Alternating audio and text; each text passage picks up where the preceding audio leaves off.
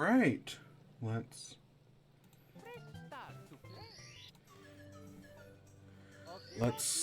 switch over. And hey, look at that. Please come to the castle. I have baked a cake for you. Yours truly, Princess Toadstool.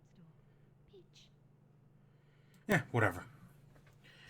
So here we are, back again. Where's my thing? So we've got Super Mario 64 here. So we're gonna play Super Mario 64, but the real reason for today is the strike list. So that's like the big thing. So we're gonna have Super Mario 60. Think of Super Mario 64 here as like the Subway Surfers video, right? Like, yeah, that's what we're technically doing. But in actuality, I have bigger plans. So yeah, I guess that's kind of how I'm thinking about it. I don't know. This is a stream that could, in theory, go on for like the next 6 hours. But it could also just be like an hour, or in like an hour or two. I mean, I think it's going to be at least 2, because I have a lot of things on this list. But if it's 1,000 hours, it's 1,000 hours, It just kind of depends on how this all works out. But I'm pretty sure it's just going to be... It's going to be at least 2. So this is the strike list. The strike list is basically every movie and every television show that I have seen since July. Because, right, in July, the actors' strike started, and there was a big thing about, where do content creators fit into the actors' strike? And, and to that end, it was where do reviews? Because I know, technically, am I a critic? I don't know. Fucking, it's all messy. I don't know, I ain't getting invited to any events, if that's what you're asking. But it's this weird gray area of, content creation, and, what's considered strike-breaking, what's not considered strike-breaking. And I was just like, you know what? To play it the safest, I'm just not going to play the game at all. So I just didn't talk about movies or television. Since July, probably middle of July. I want to say it was around July 15th. Around then. And now we're picking up here in November. It's November 19th today. So it's probably been, it's been a few months. July, August, September, October, and now here in November. And we're just going to kind of talk about everything I watched during that time. Because, we couldn't talk about it. I had to get this done sooner rather than later. Because there is the total possibility that the strike starts up again any day now. Right? Like tomorrow, we could get strike 2. That definitely has not been ruled out of the cards by any means. Right? That because of all this AI stuff, strike may start up again. So I haven't ruled that out of the cards. So that's why I was like, I would have preferred to have done this last week, but it's what happens. So we're gonna start with movies, and then we're gonna go to television shows. I will say, one of the things I will say is that because this is stuff from, back in July onwards, it has been a long time since I have watched some of this stuff. And I definitely forgotten a lot of things. I have probably forgotten so much about these things. A smarter man, aka not me, would have just been filming these videos in the background and then just not releasing them, and then releasing them as one giant video after the strike was over. But I didn't do that for some reason, because, I don't know, I don't think I had the idea until September to do that, and by then it was too late. So, yeah. So I will say there's a lot more television than there are movies. Right? I saw a few things, but there was definitely, basically the entire month of September, I don't even know if I went to the theaters. Right? Nothing came out in September. Nothing came out for the most part in October that I cared about, because I'm not a horror movie guy. So I don't see... There is one horror movie, quote-unquote, on here. But right, I'm not a horror movie guy, so I didn't see any horror movies. Except, again, one kind of exception. But yeah, so we're going to start off with movies. So let's start off with Mission Impossible: Dead Reckoning. So I saw this the week the strike started, right? This and the next thing. And I had never seen a Mission Impossible movie. I've admitted this in the past. I had never seen Mission Impossible until Patrick H. Willems did a video on it. I want to say he did more than one video on it. But he did some videos on Mission Impossible. And now I actually haven't watched Patrick H. Willems in a long time. But I was a big fan of Fast and the Furious. And he likes Fast and the Furious. So if he was recommending Mission Impossible, I was like, you know what? Sure, I should probably go watch those. Because, right, he was one of the few people who could see the truth about Fast and the Furious. That those movies are good. At least, they're fun. But, so, this was, I think, before Fallout came out. So, right, before Mission Impossible, Fallout, or maybe it was after Fallout, I kind of don't remember. I watched all the Mission Impossible movies. And yeah, they are fantastic. Right, Tom Cruise is a crazy man, but he makes some damn good movies. And the Mission Impossible movies are great. I've talked about them in the past, probably when Fallout came out, because, you know, we were doing the show by then. That's how long this show has been running. In theory. I want to say it started in 2018. So, Mission Impossible's, right, great series. And so, Dead Reckoning Part 1, I was like, oh yeah, hell yeah, let's go, let's do this. So I went and saw it, and genuinely, I think it might be the best one. Personally, before this, my favorite was Ghost Protocol. It was either, I want to say it was 4, yeah, Ghost Protocol.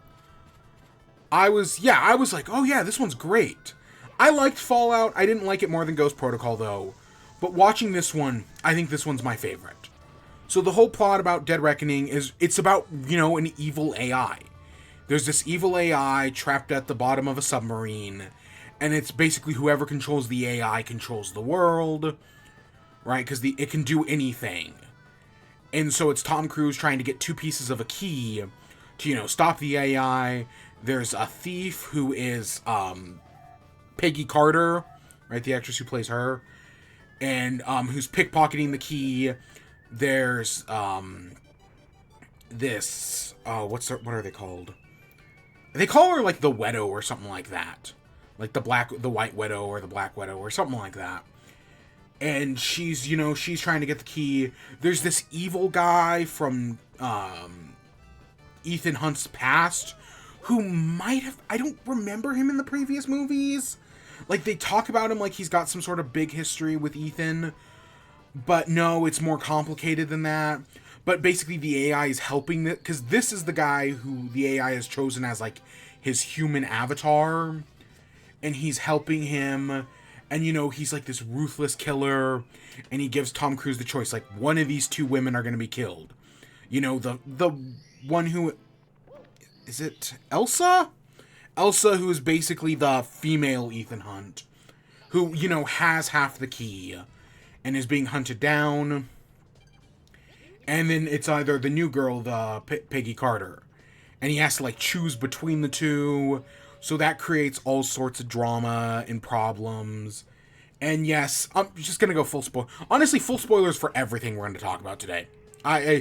You know, it's been long, with the exception of, like, the 2 newest things. It's been long enough since everything that I feel like, yes, just full spoilers ahead. So we get, Elsa. She dies, but you know, they're able to save Peggy Carter, and she pretends to be the White Widow to get both parts of the key. She kind of betrays him, but it's one of those things where it's like, if she would just work with Tom Cruise, this would all be over. But she keeps trying to, you know, work with him, but also trying to secure herself a safe spot. And it causes all sorts of problems. Like, this movie would definitely be resolved way earlier if she would just actually sit down and listen to him. But by the end, she just does join the Impossible Mission Force, the IMF. And,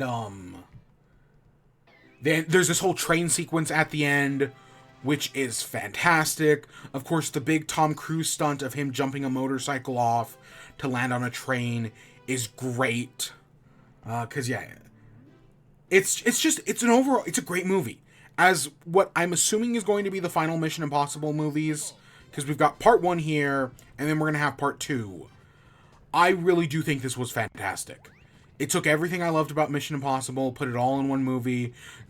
Some great Tom Cruise running, great set pieces, great action. All of it just works really well. I was really impressed with it. So yeah, Mission Impossible movies are great, and I do think this is the best one. Yep. I like this one more than Ghost Protocol. I liked it more than Fallout. 3 is also pretty good, if I remember correctly. Am I thinking? I think it's Ghost Protocol. I don't know, that sounds right in my head. But no, it's just another fantastic Mission Impossible movie. They are really good. If you've never watched them, they're easy. I know this one kind of Tom Cruise used to be like an easy name to bring in $1 billion.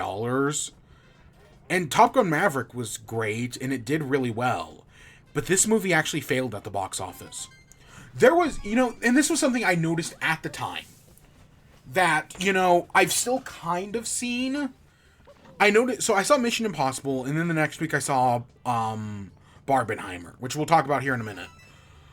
But I know when I go to movies this year, there is either nobody in the theater, or the theater is absolutely jam-packed. Like, all the movies I've seen this year have never had, like, a middling amount of people. Where it's like, yeah, like, half the seats are filled. It's either all or nothing this year. Which is very, it's just, the theater experience has been awful this year. I know we've talked about it. I'll talk about it when we get to the Five Nights at Freddy's movie, because that's on this list. The theater experience has been awful this year. Just overall terrible, right? People don't care anymore. People, bringing their kids to movies and just not controlling them at all. People talking during movies. It's just an overall terrible experience. Theaters. Like, yeah, no wonder theaters are dying, because they suck.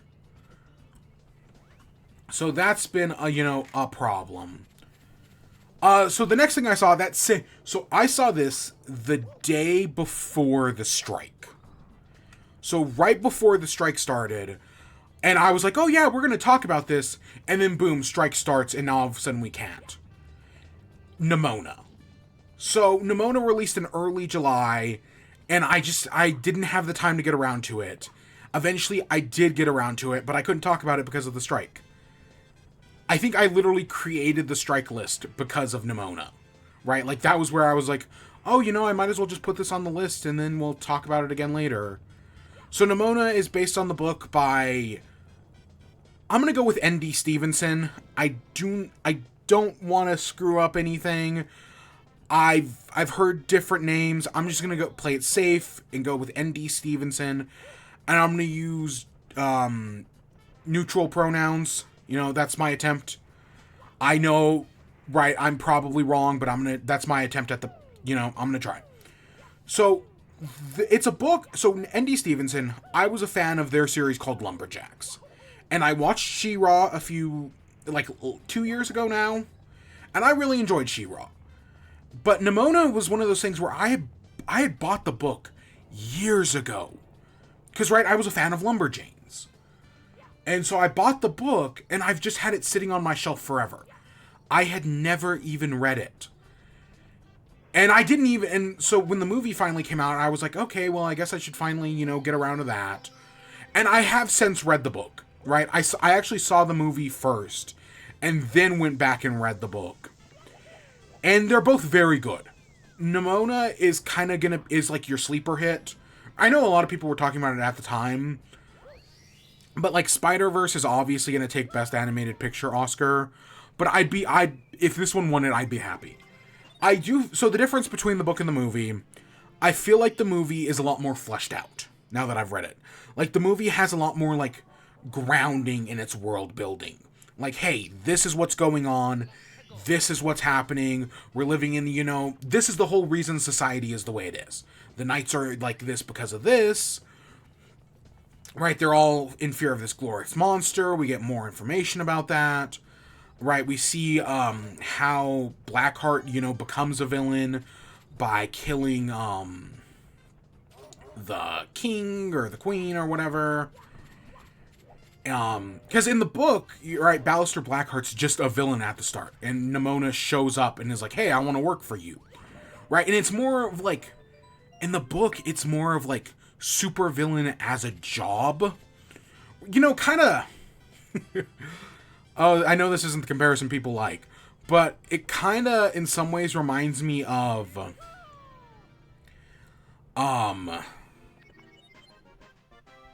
Oh shit, what is it? The Adventure Zone, Graduation. Right, where superhero and supervillain are just kind of jobs that people do. Right, instead of, right, they're like jobs, right? They're not actually good or evil, they're just jobs. And that's kind of what Ballister Blackheart in the book reminds me of. There's a lot of stuff in the book that, you know, they streamline for the movie. Like, there's a whole subplot about, like, the knights creating, like, a deadly disease that, you know, obviously isn't in the movie because we're post-COVID times. Because Ballister takes the disease and makes, like, a less deadly version and spreads it amongst the people to, like, invoke fear or whatever. Or no, it's... Ballister creates a disease because he wants the people to be aware that the knights are experimenting with, like, a dangerous chemical that can cause disease. So he wants them to think like it's already happening. There's that. The whole thing about, like, there's a scientist in the book who, like, has a machine that messes with Nimona's powers. And so that's, like, a whole big thing that, you know, again, isn't mentioned at all in the movie because they streamlined everything. The movie streamlined everything to make something simpler, but more cohesive, I would say. They're similar, but they also are very different. And I think they both work really well.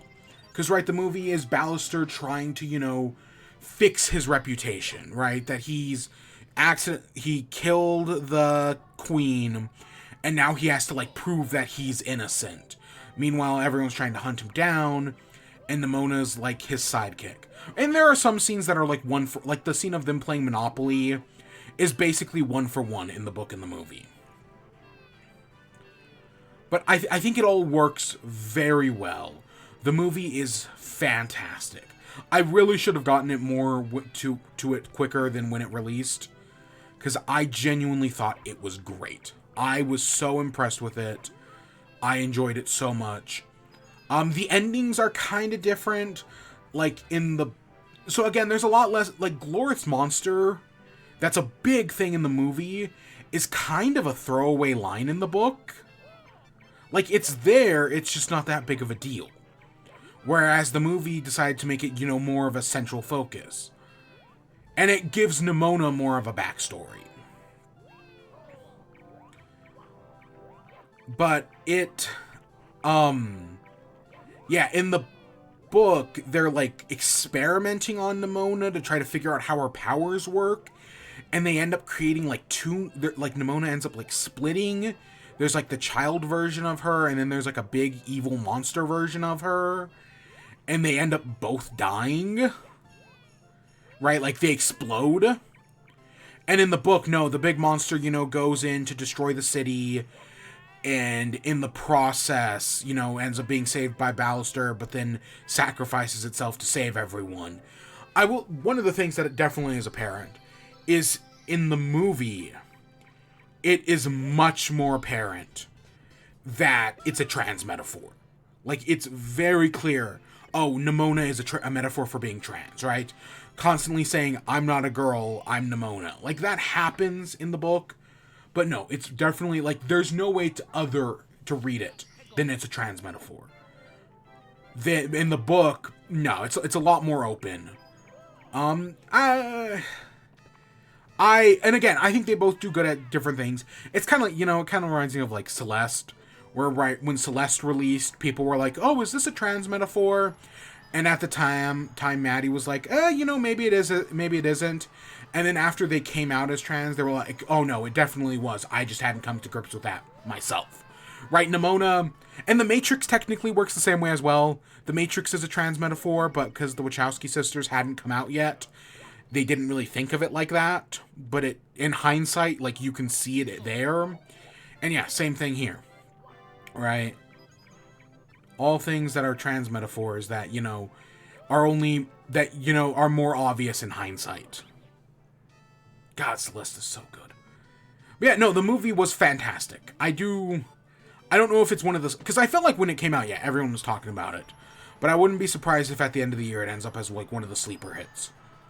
Because it was great, and I'm glad it finally did get me to read the book. Right? Because it's a good book as well. Again, things are a little different in the book.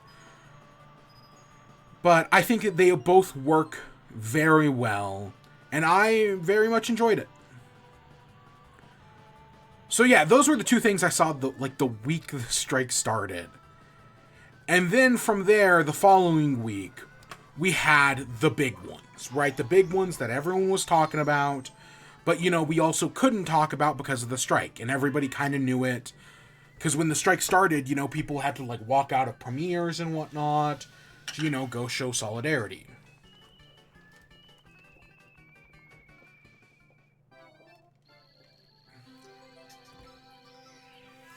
So with Barbenheimer, I did do the double feature. Yep, I was like, you know what? Fuck it. A movie event like this doesn't happen all that often. Where, it just kind of felt like everyone was excited for a movie. Like, it's been years since the last time I felt like everyone was really excited for a movie. And I know that's partially COVID's fault. But I was like, oh yeah, this is the big movie event of the summer. Of course, right, I know people were saying Barbenheimer as a joke. But I was genuinely like, yeah, of course I'm going to do that. Why not? 5 hours of movie. I think it was like 5.5, actually. 5.5 hours of movie? Sure, I can do that.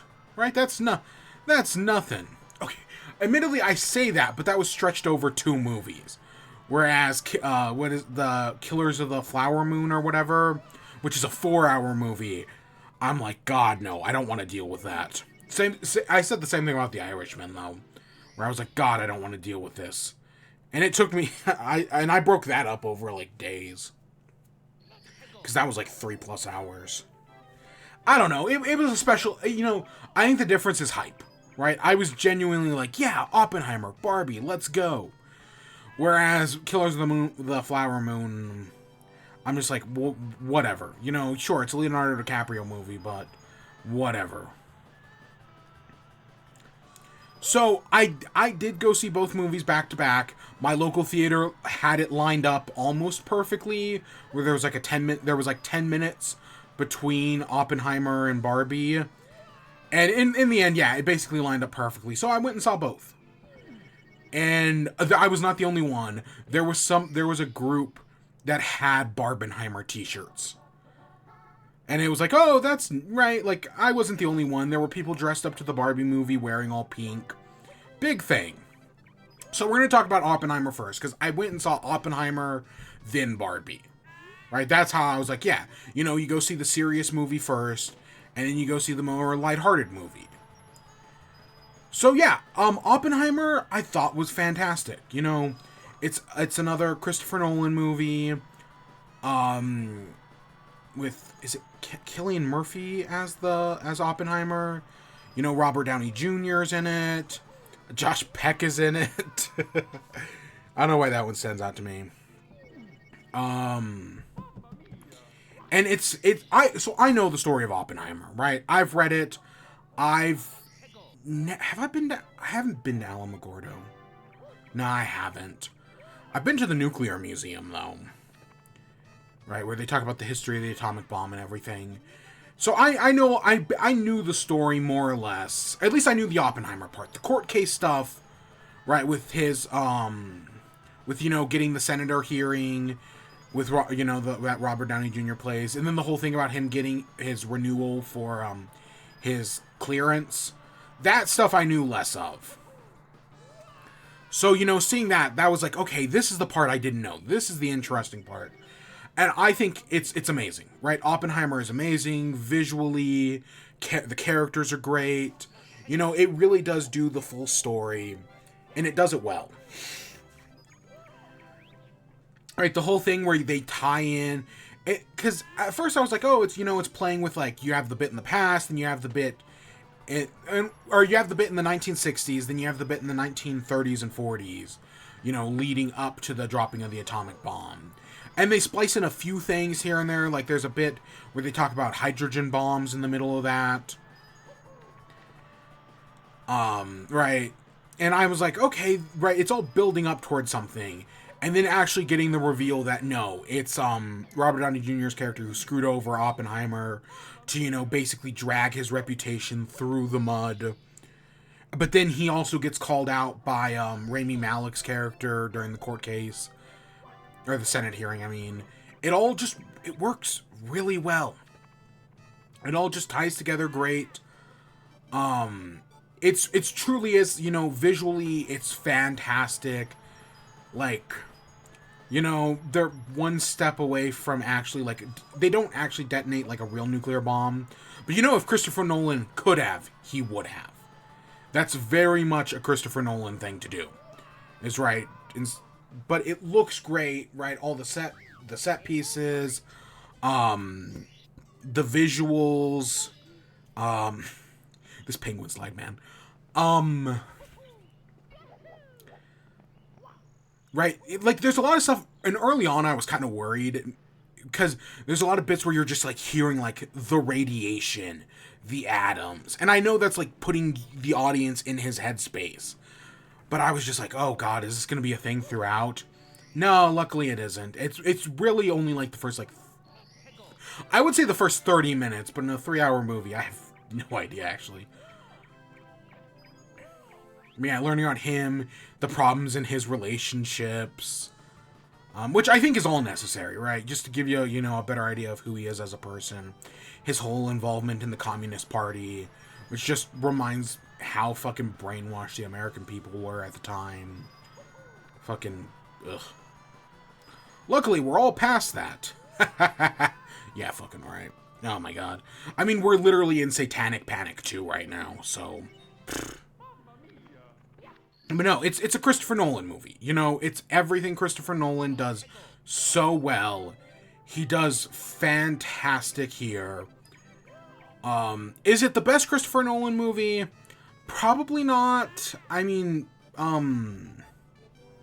Inception is still probably better. I personally still love The Dark Knight more.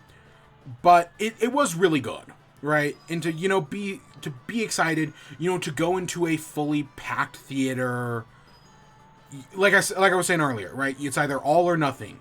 These two movies, it was all. People were genuinely excited. So yeah, you know, it was great. Everything about it worked really well. Yeah. Again, it's been months since I've seen it, so any other, like, specific details, I'm just completely... It's been months. So, after I saw that, I went and saw Barbie. And Barbie is great as well. Right? It's good in a different way. Like, right, part of the reason why everyone was talking about these two movies together was because they're such polar opposites. Right? The internet loves stuff like this. The other example I can think of is Doom Crossing. Right? Where Doom Eternal and Animal Crossing New Horizons came out in the same day. Because they're such polar opposites. Barbie and Oppenheimer are such polar... Barbie and Oppenheimer are such polar opposites. That's why they work so well. And seeing them back to back, you know, you went from this very serious movie about, you know, the destruction of the world to now this very lighthearted comedy starring, you know, Margot Robbie and Ryan Gosling. And it was fantastic. You know, it's everything you wanted it to be. I loved it so much. I'll rewatch Barbie again. I probably will never see Oppenheimer again. And that's fine. But Barbie was, right, the whole learning about Barbie Land, Then them going to the real world to meet, right, America Ferrera and her daughter. And then they go back to Barbie Land and learn that Ken, right, that when Ken came to the real world, he learned about patriarchy. So now he's taking that back to Barbie Land, so they didn't have to free themselves from patriarchy. The music, right, everyone's talked about the I'm Just Ken song, which is great, and it works really well. But I also love the I'm Gonna Push You Around, whose real name of the song I'm forgetting. That also works when all of them are lined up and the guitars on the beach, and the girls are just switching between them. So fucking funny. As they go to take over Barbie Land. The Mojo Dojo Casa House. There's so many great lines, great moments. I genuinely loved it. It was just, it was just great fun. It was well written. It's Greta Gerwig, so I had nothing but hope, because I've loved Greta Gerwig's other stuff, right? Lady Bird, Little Women. So, I knew this was going to be good.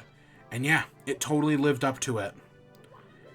It's so nice to see two movies come out that people are excited for, and they actually live up to the hype, right?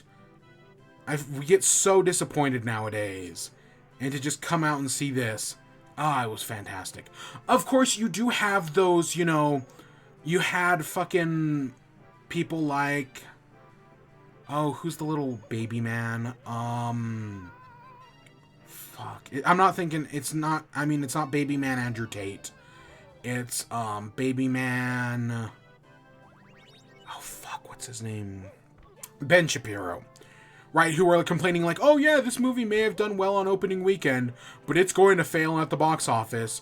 It then proceeded to make $1 billion. Because, right, these baby men are baby men who do nothing but complain. Right, a bunch of little soft snowflakes who only know how to complain. And, I definitely, as I was watching it, it was like, okay, yeah, these people are gonna have nothing to do but complain about it. But it was great. And the audience I had with it, right? I usually complain about theater audiences nowadays. Barbie, no. People were just laughing, having a good time. They weren't talking, they weren't annoying. Genuinely, a good theater experience. Same thing with Oppenheimer, but, that's... Honestly, all Oppenheimer had to do was have people not talk. It accomplished that, so yeah, good enough. But no, Barbie, genuinely, people were having a good time. People were enjoying it. I thought it was great.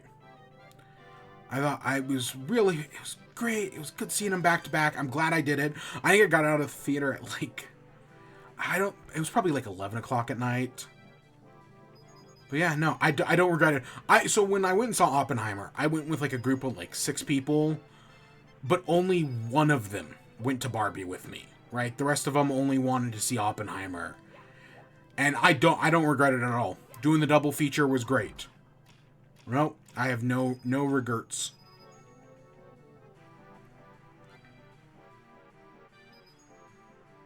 Anything else about Barbie? All the actors did a great job, right? Margot Robbie does a fantastic job as Barbie.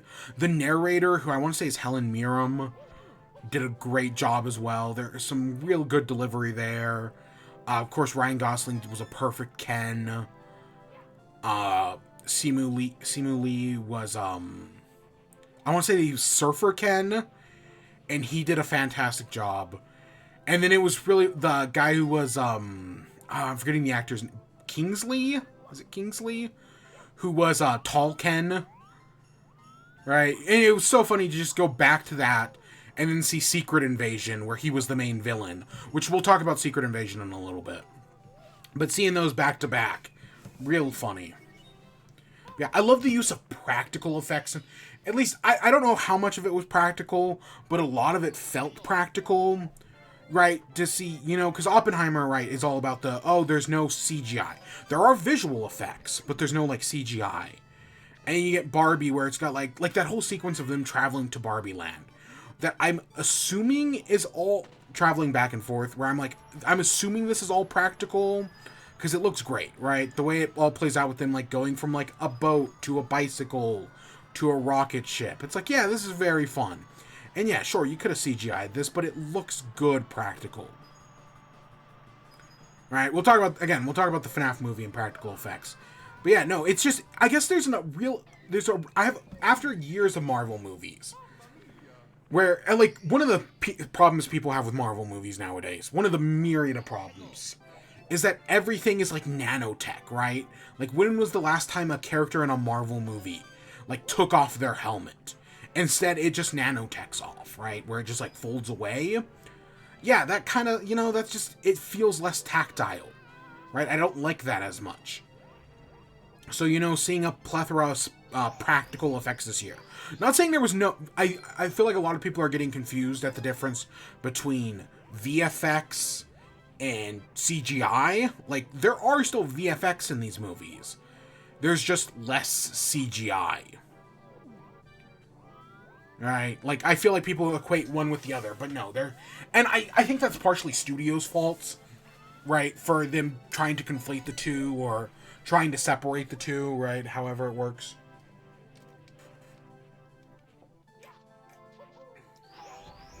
So next up, I saw Blue Beetle. Did this movie fail at the box office? I kind of don't remember. But I like Jaime Reyes. I was a fan of, was it Batman the Brave and the Bold? Where where Jaime Reyes is basically like Batman's apprentice. Because I don't remember there being a Robin in that show for some reason. Instead, yeah, it's like Blue Beetle is like helping out Batman a bunch. Great show, by the way. Great, very, like, it's a little bit more childish than, like, Batman the Animated Series, which I know they're all kids shows, but you know what I mean. But, Batman the Brave and the Bold is just a good time. So, Blue Beetle, I was like, oh yeah, this looks okay. And I feel like they, as, a Hispanic person, right, the whole family dynamic, I feel like they captured perfectly. Right, the family worked great. If I had problems with it, I do not. The villain, who was I don't remember her name. The like evil aunt, who's like Ted Kord's sister. But then so you have her, and then you have the villains are the Omax. And, like, in the comics, the Omax are, like, the Omax satellite it was called Brother Eye, and it was created by Batman before turning evil, and Maxwell Lord was involved before Wonder Woman killed him. But in this, the Omax are just basically evil Blue Beetle.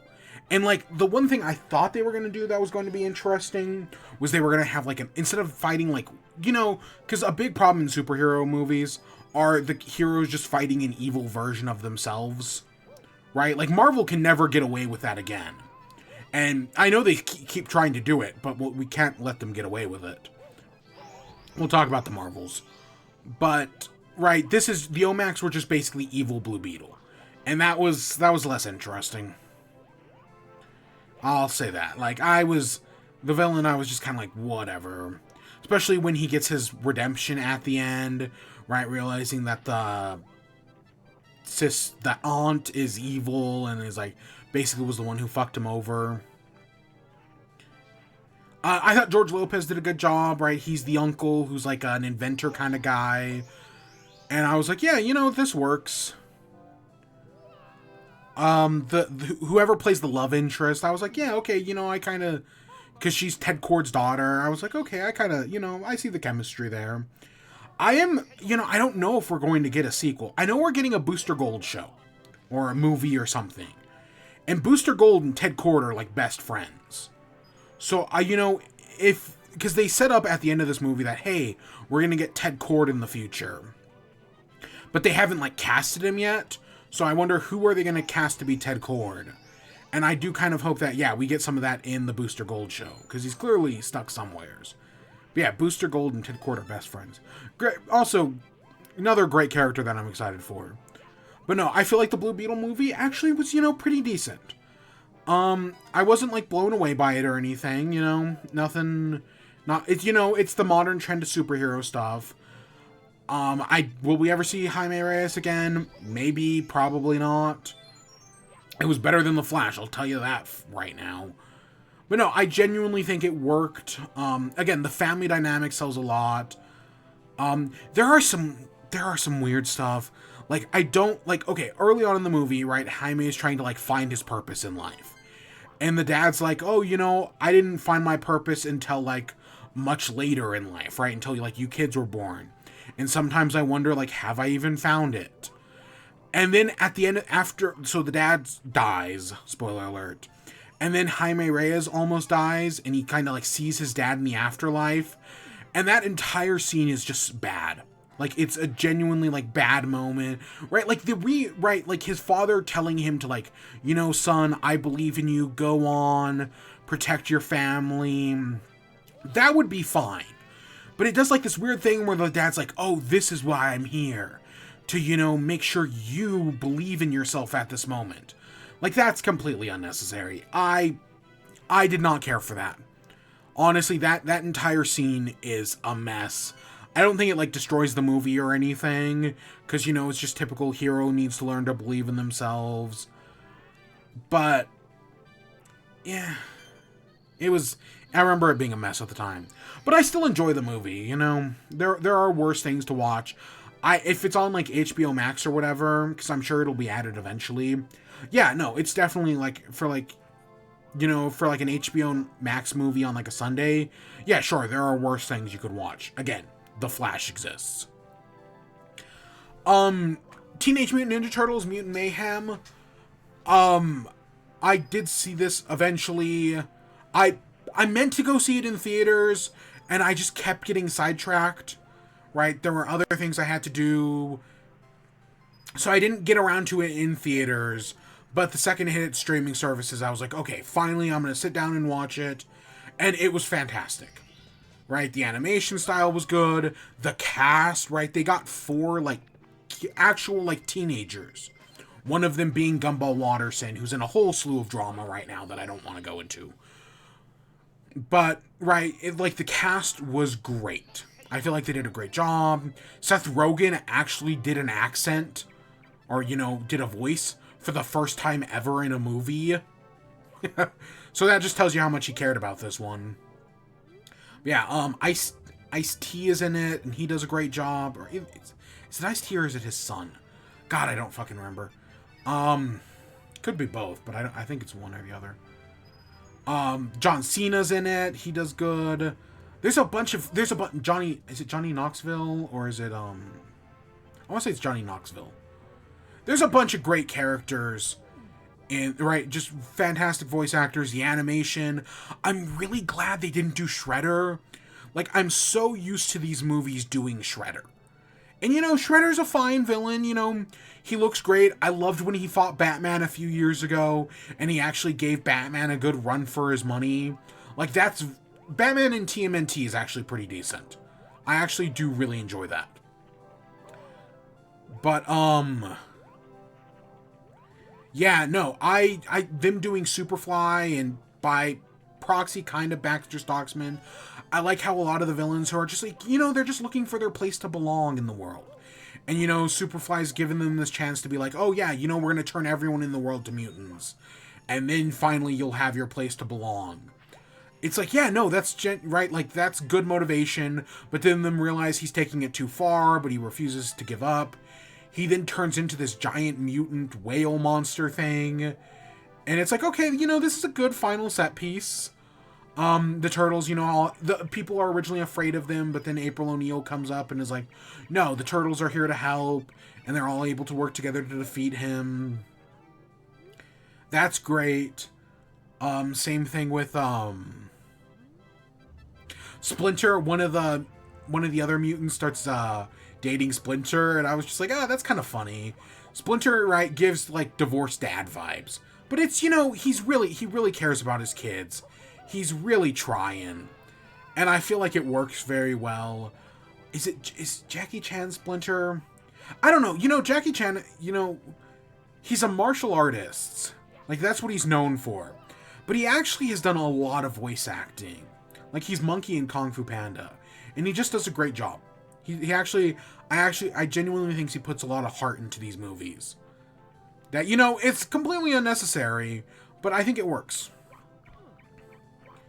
And then, right, the ending of the movie with them finally, you know, being able to go to high school, live as, you know, actual teenagers. I felt like that was great, right? Them going to school. Oh, God. I was like, yeah, no, this is good. This is a good ending, you know, it puts them in a good place.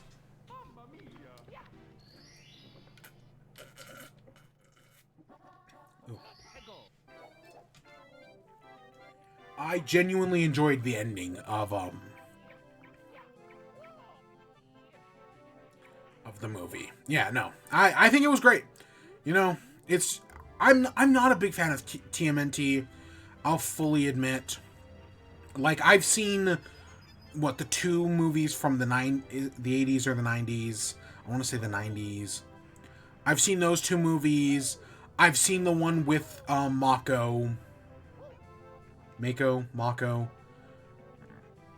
And then I've seen one of the other ones. I can't remember which one. Oh, the Michael Bay ones. I've seen the Michael Bay ones, right? I've seen the movies. I've never actually seen any of the shows. I don't know. I've heard, is it called Rise of the TMNT? I've heard that show is very good. And I heard the Netflix movie from a few years ago was also very good. I've just never actually seen it. It's something that I need to get around to one of these days, because I've heard great things about it, but I never actually have. So yeah, color me impressed there. So yeah, TMNT, you know, pretty good. I don't remember if it's on Paramount Plus or Peacock. It's on one of those. But I was like, yeah, you know, this was worth... And it's like an hour and a half or something. It's not actually very long, if I remember correctly. So I was like, oh yeah, this is easily worth it. Next up, the Five Nights at Freddy's movie. Yes, I did. I went and saw this one I saw this one in theaters, even though it was streaming on Peacock or Paramount Plus or one of those. And no, I genuinely did enjoy it. It's got problems, you know, it's not the perfectly held together movie. You know, kind of like all other video game movies, it's got problems. But I really think it streamlines everything. Like, hey, instead of making this complicated stories about robots and whatnot, right, we're just going to go back to the simple, the basics, no remnant, no whatever. It's just, hey, killer kills kids, puts them in the animatronic suits, and now their ghosts are hunting the animatronic suits. There are some, you know, things, like there's this whole subplot about... Right, Mike Schmidt, his younger brother was kidnapped, and now he wants to, like, figure out, like, hey, where's his younger brother? Right, he's trying to use dream theory. Oh, shit. Yeah, I've been exposed, whatever. So, yeah, there's this whole, that's the whole plot in this thing. Is that right? He's trying to like figure out dream theory, which when the dream theory book came up, the audience just audibly gasped because, you know, Matt Patton, the dream theory, which I still stand by for the first 4 games, I still stand by dream theory. But that's a whole other thing for another day. I was genuinely surprised. So I guess let's talk about the audience. So, right, I talk about bad theater audiences. This one was both bad and good. Like, there were some people who, you know, were a pain in the ass. Who were just, oh my god, they were so loud and annoying.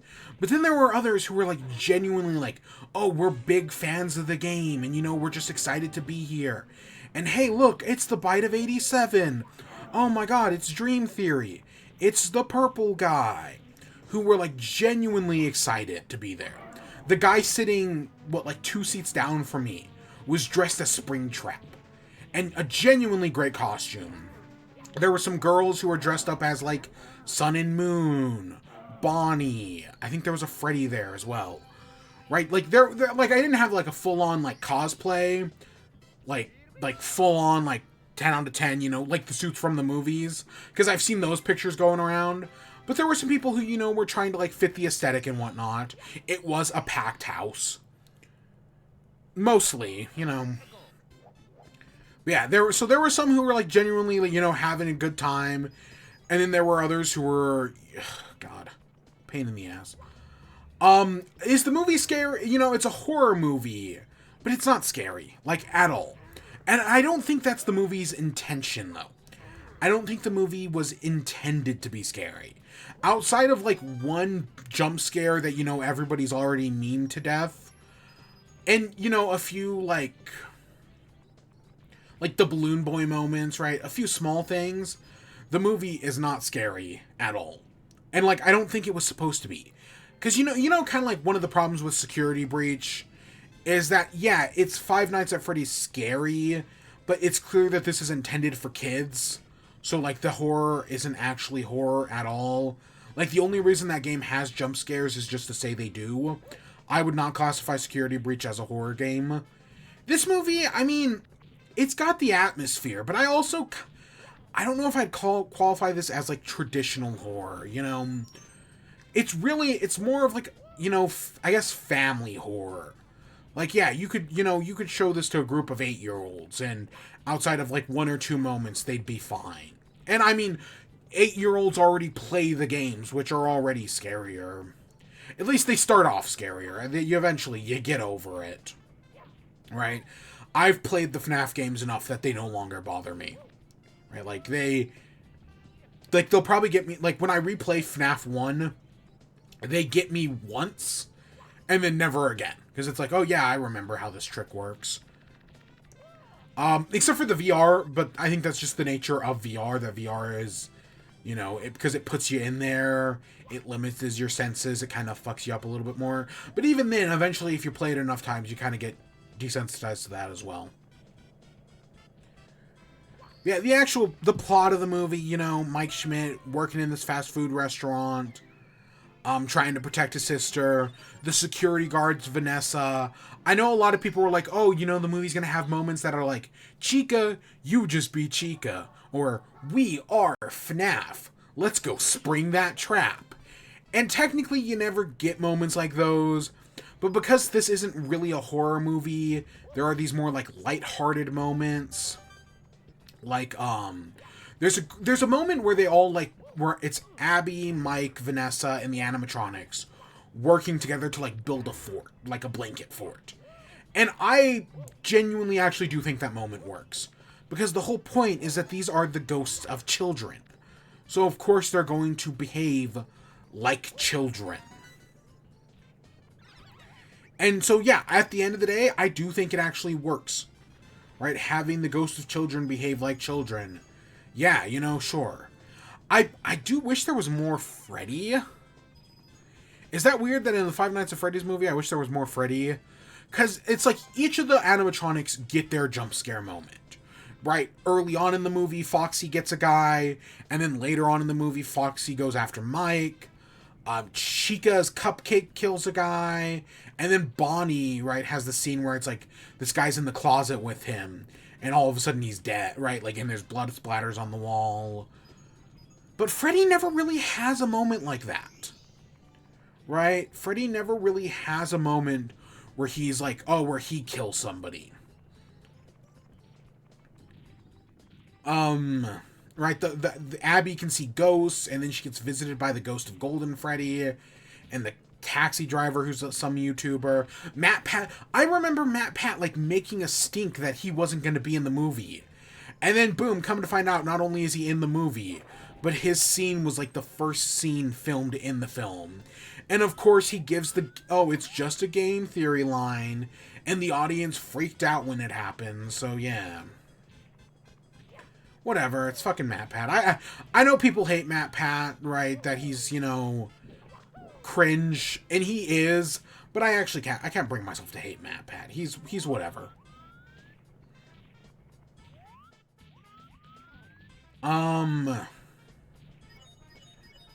What else? The practical, like, so it's the Jim Henson Company did the animatronics, and I think they look great. Right, the actual puppet, they're big, they're bulky, and I think it actually works very well. You know, again, I admire some... There are some special effects, you know, right? It's not all practical. Like, there's a point where the animatronics get, like, shocked. And when they do, right, that's a practical effect. That's a special effect. So it's not like there's zero CGI. It's just there's less of it. But no, I feel like it worked well. It's not actually, like, an amazing movie or anything. Like, it does drag at some moments, you know. But I enjoyed it. I mean, it's definitely... I am definitely biased towards it because I am a fan. You know, I've played the games. I read the first 3 books when they released. Well, I read the first 2, anyways. So, right, I am a fan of the games, and that's probably some bias, right? There's definitely some bias there that because I played the games and read the books, you know.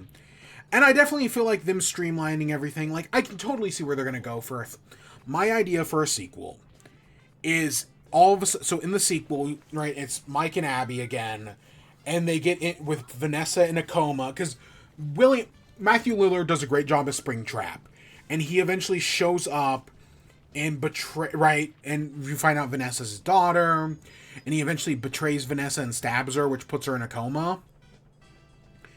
And so, like, that's a way to, you know, that's your setup for the next one. But I think in the second one, right, with William Afton dead, you have this guy named Henry Emily come in. And, you know, he wants to revitalize the Fazbear brand. So he makes these new animatronics that are the toys. And basically make FNAF 2 an actual sequel instead of a prequel. So, you know, it's FNAF 2... There are the toy animatronics, but hey, maybe combine some elements from FNAF 3, where Springtrap's, like, in the walls. And, you know, that creates problems. Oh my god. Can't believe that either. But yeah, and, you know, Henry Emily and, like, do we trust this guy? Vanessa eventually wakes up from her coma, yada yada. I don't know, I feel like there's potential somewheres in there. And then I could see them doing a trilogy, right? That's number 2. And then for the third one, I don't know. Just don't go into robots. Like, I don't want robot children. Like, you know, they could very easily reveal that, like, Abby or... probably not Vanessa, but, like, Abby or Mike are a robot or whatever. I don't know.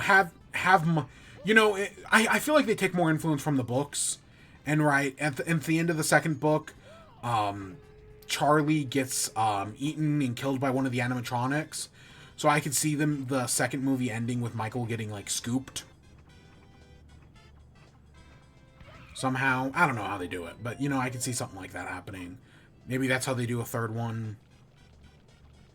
I don't know. But I could definitely see them doing a full trilogy. Especially because the movie, you know, it didn't make, like, $1 billion. But it still made a good chunk of change. So, and it had already made a profit before it had even released. Because it released on digital as well. On, like, Paramount or Peacock or one of those.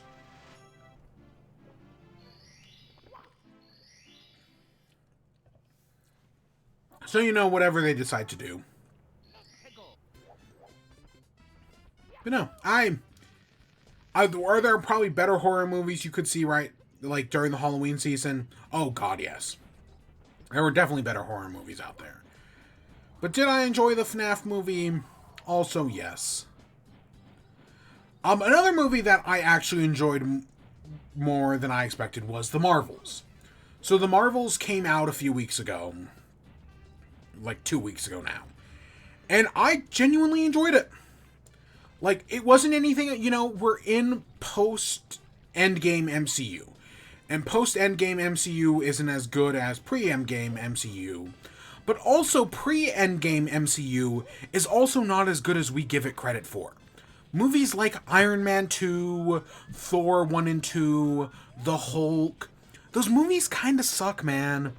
I know we don't talk about it because, you know, Endgame is so good and whatnot. But no, those movies do suck. The first Captain America, kind of. I stand by the third Iron Man is good. I know some people don't like it, that's fine. I will stand by the third Iron Man is good. And yeah, the Marvels is better than a lot of those movies I just named. I genuinely did enjoy it. Does it have problems? Of course it has problems. The villain. The thing about the villain, so a lot of people complain in the first movie that Captain Marvel is too powerful. Right, that she's too OP, that she can just destroy anything she touches. So the villain in this movie is specifically created with a power set that, stops her, right? She's got the bangle that absorbs energy, specifically to stop Captain Marvel, who is an energy character. She shoots beams of energy. So, like, they didn't nerf Captain Marvel. They just made a villain who is strong, whose power set specifically stops her. But other than that, the villain's motivation is actually really good. Right? Like, her whole motivation is that, hey, because of Captain Marvel's actions 30 years ago, our planet is now dying. It doesn't have enough oxygen for people to breathe, doesn't have any water, and our sun is dying. Right? Like, that's good motivation. It's just, and I don't know if I don't think this was the actress's fault. I'm pretty sure this is more of a writing and directing problem. She just had nothing to work with. Right? The actress who played the villain, whose name I don't even remember, honestly, just didn't have anything to work with. She was playing a nothing character. Like, there's potential for something good there. But yeah, it's basically just Ronan the Accuser from the first Guardians movie. And it doesn't work. It does not work. So the villain is one of the big problems. But there are some good things, I feel like the three main cast, Brie Larson, Iman Vellani, and whoever plays Monica Rambeau. Fuck, I'm forgetting her name. Who plays Monica Rambeau? Ooh. I'm gonna look it up right now.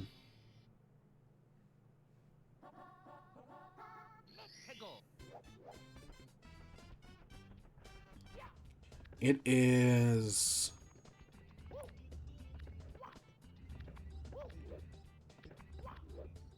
Tiana Paris? Yeah. I feel like they all do good jobs, right? The three main cast members do a fantastic job. They work off of each other really well. I thought Iman Vellani as Miss Marvel is probably the best bit about her own show. And so seeing her here, having her work off Captain Marvel, works really well. They made the decision in this movie to not... Right, like, her parents were... I liked her parents in the Miss Marvel show. And, like, they show up at the beginning of this, and I'm like, oh, it's cool to see them again, see what's going on with the parents and the brother. But then the movie makes the decision to have them go to space with Nick Fury. And I will admit, the entire bit about them going to space... completely unnecessary.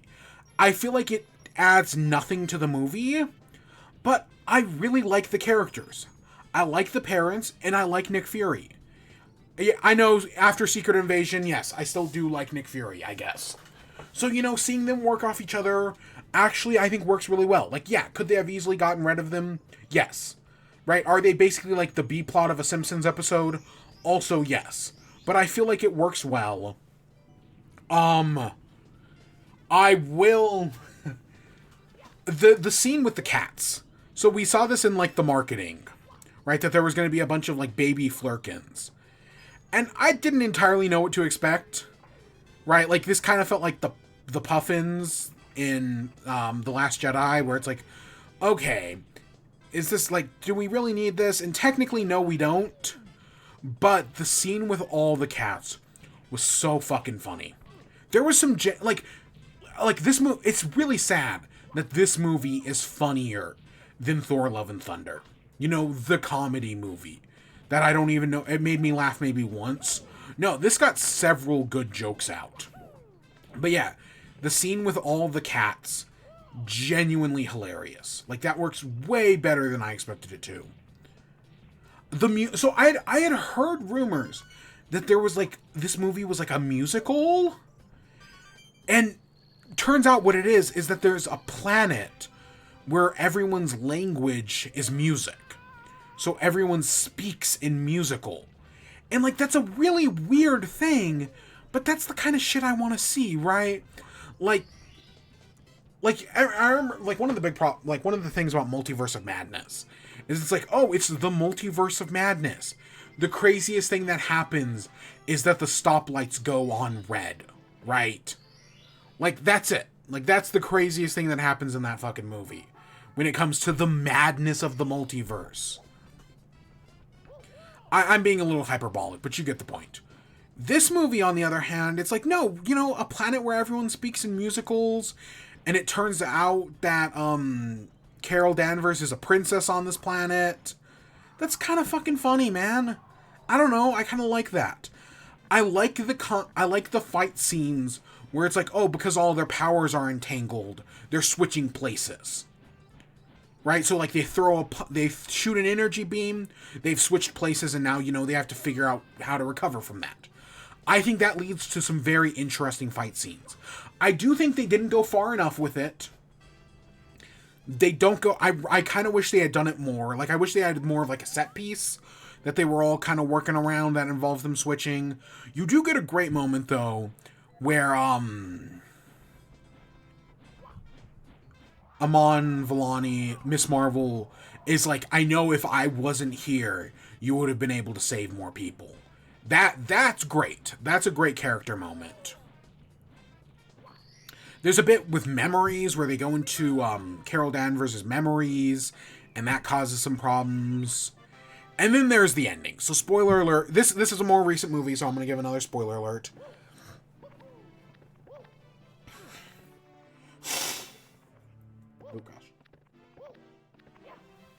Oh, gosh. So we get 2 post-credit scenes. Okay, so at the end of the... Okay, so... No, I'm actually going to go before that. So at the end of the movie, the big bad guy, right? They defeat the big bad guy.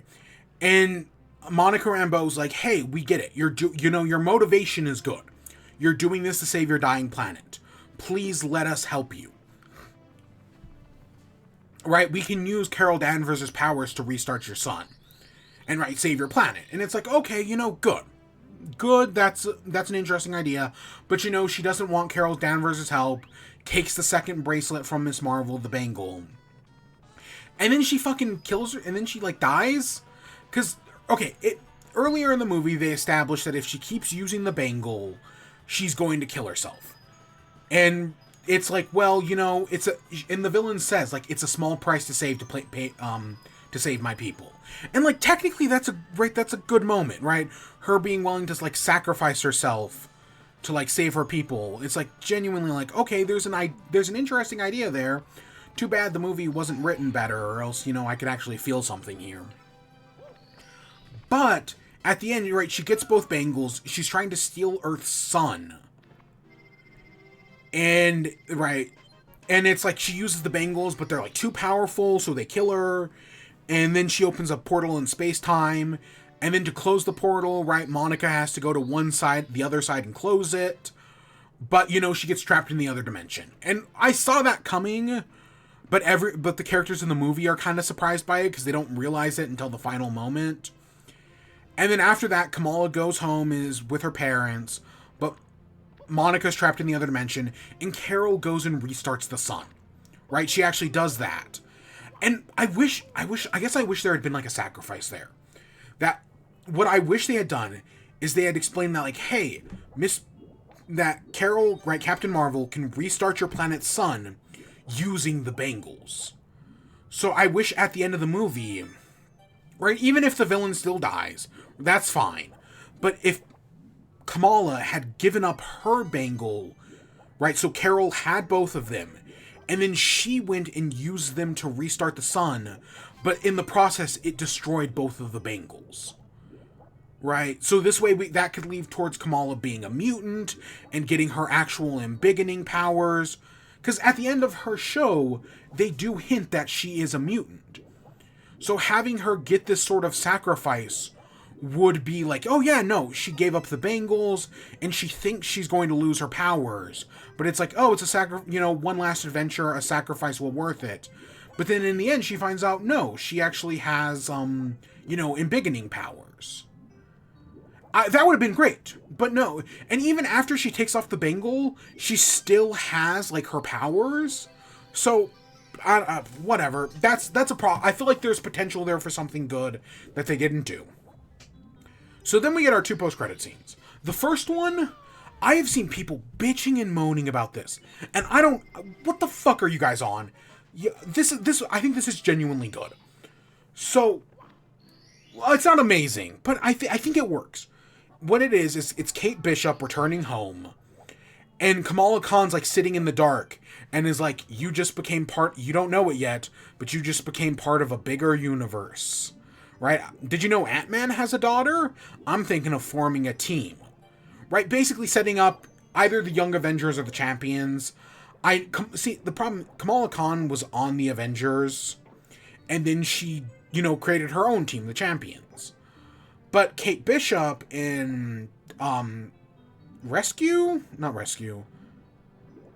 whoever Scott Lang's daughter is, I don't remember their hero name, were on the Young Avengers. So, like, they're different teams, but I feel like there's, right, is it Rescue? No, I want to say Rescue is Pepper Potts.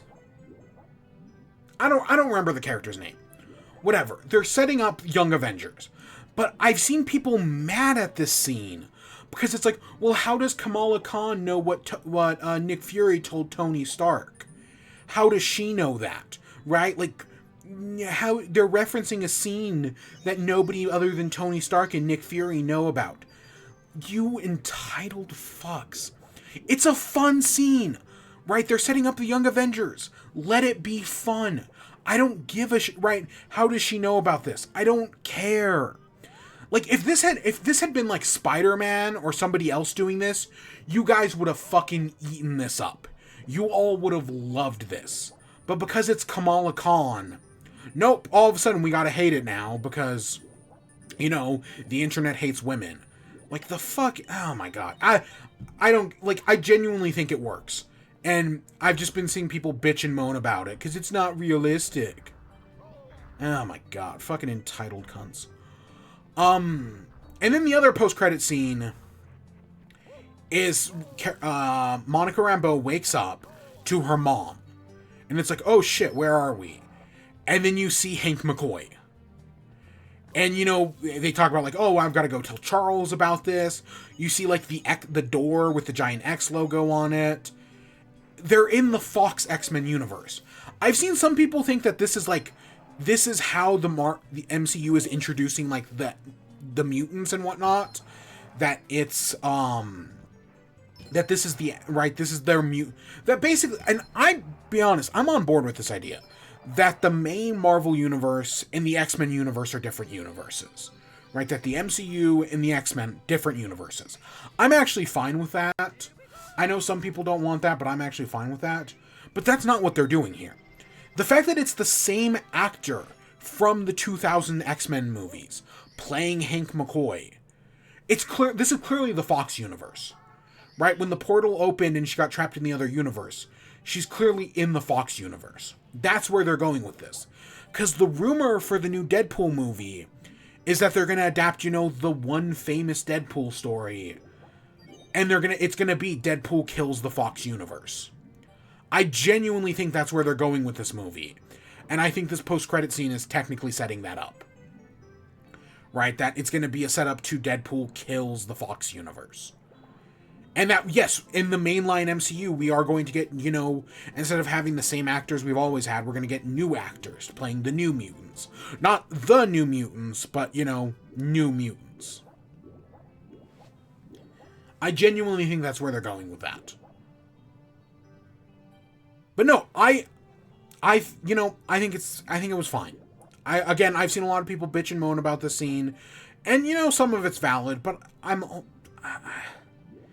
whatever.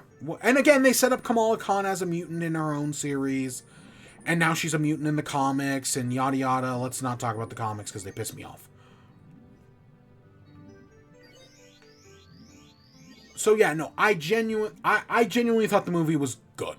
Not amazing, It's not as good as, like, Guardians of the Galaxy 3, but I enjoyed it more than Love and Thunder. I enjoyed it more than Quantumania.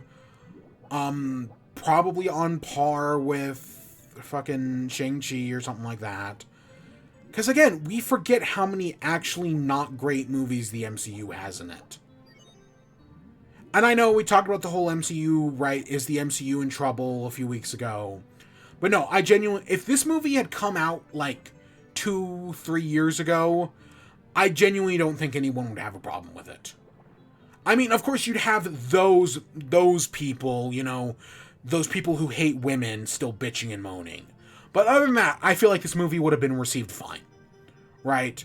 But, you know, because we're at where we are at with the MCU, it's getting a lot more hate, and it's not as deserved. Right? And it failed at the box office, because, you know, again, it's all or nothing. I would say I was the only one there when I saw this movie, but there was a family with 2 kids, and those 2 kids did not give a shit. They were like 3 and 4. They did not care.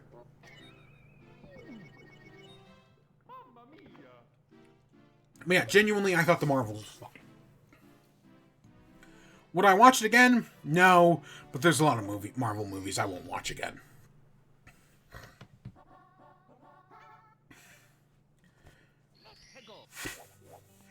Oh my gosh. So the last movie we have is The Ballad of Songs and Snakebirds. This came out this week. I saw it, and so I guess just because, you know, it's here and we're talking about movies, I might as well just give a quick overview of it. I thought it was okay. So, I will be on... So, I read all the Hunger Games books, the first 3 when they came out. Well, not when they came out. I watched the first Hunger Games movie. I watched that when that came out. And then I picked up the books, read all 3 books, and then watched, you know, all the other 3 movies.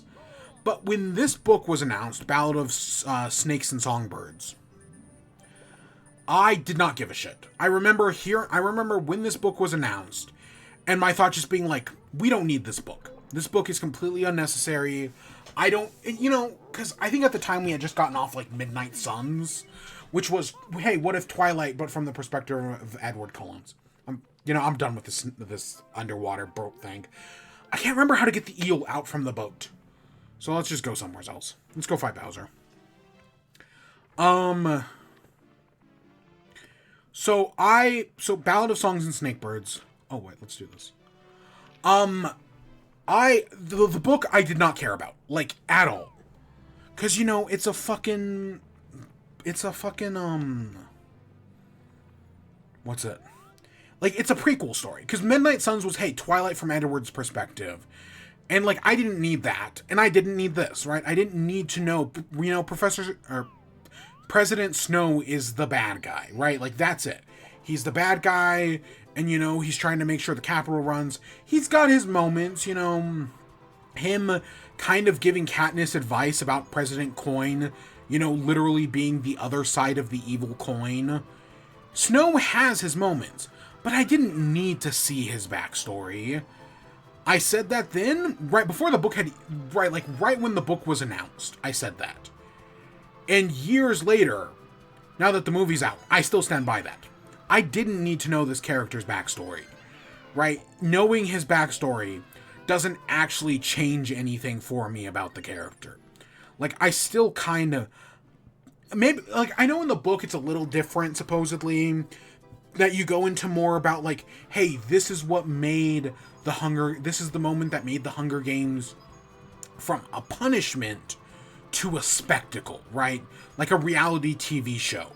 Because you hear all these people about, like, oh, I'd love to see a Hunger Games movie that shows, like, Haymitch's Hunger Games or Finnick's Hunger Games.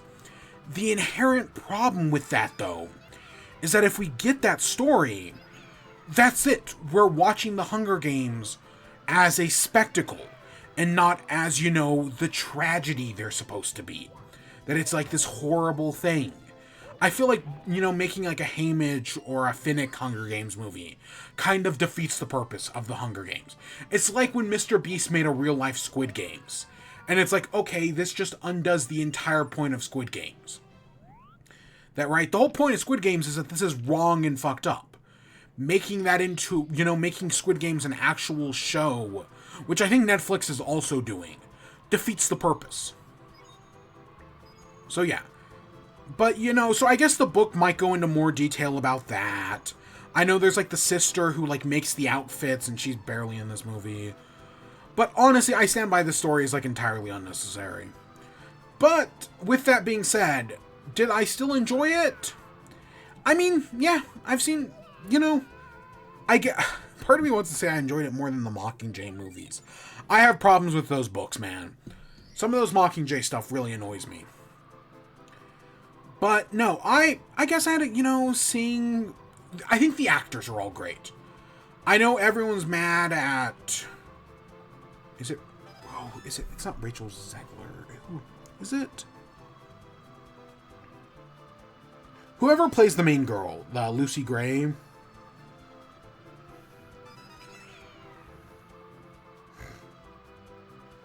It is Rachel Zegler. I know people are mad at Rachel Zegler right now because of the Snow White stuff. And, like, yeah, it's a lot of her putting her foot in her ass and whatnot. But, yeah, I feel like she did a good job in this as Lucy Gray. Tom Blythe, who played President Snow, did a great job. Peter Dinklage and Viola Davis as, like, the two heads of the Capitol, right? I think both did fantastic jobs. So I think the casting is very good. And you do get some genuinely good moments there. Allie Beardsley as one of the contestants in the Hunger Games. I actually don't know.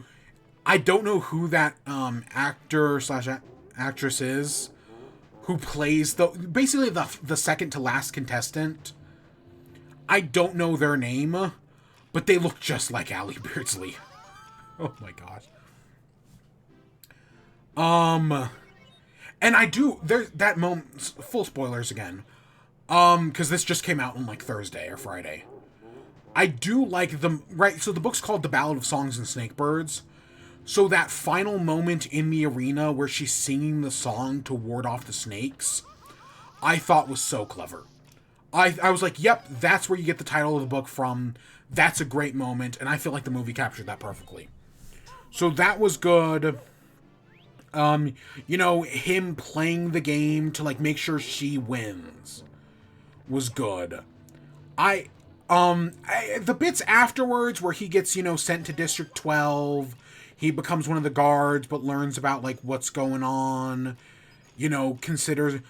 Okay, so one of my big problems is the ending. I know things play out differently in the books, but not that differently.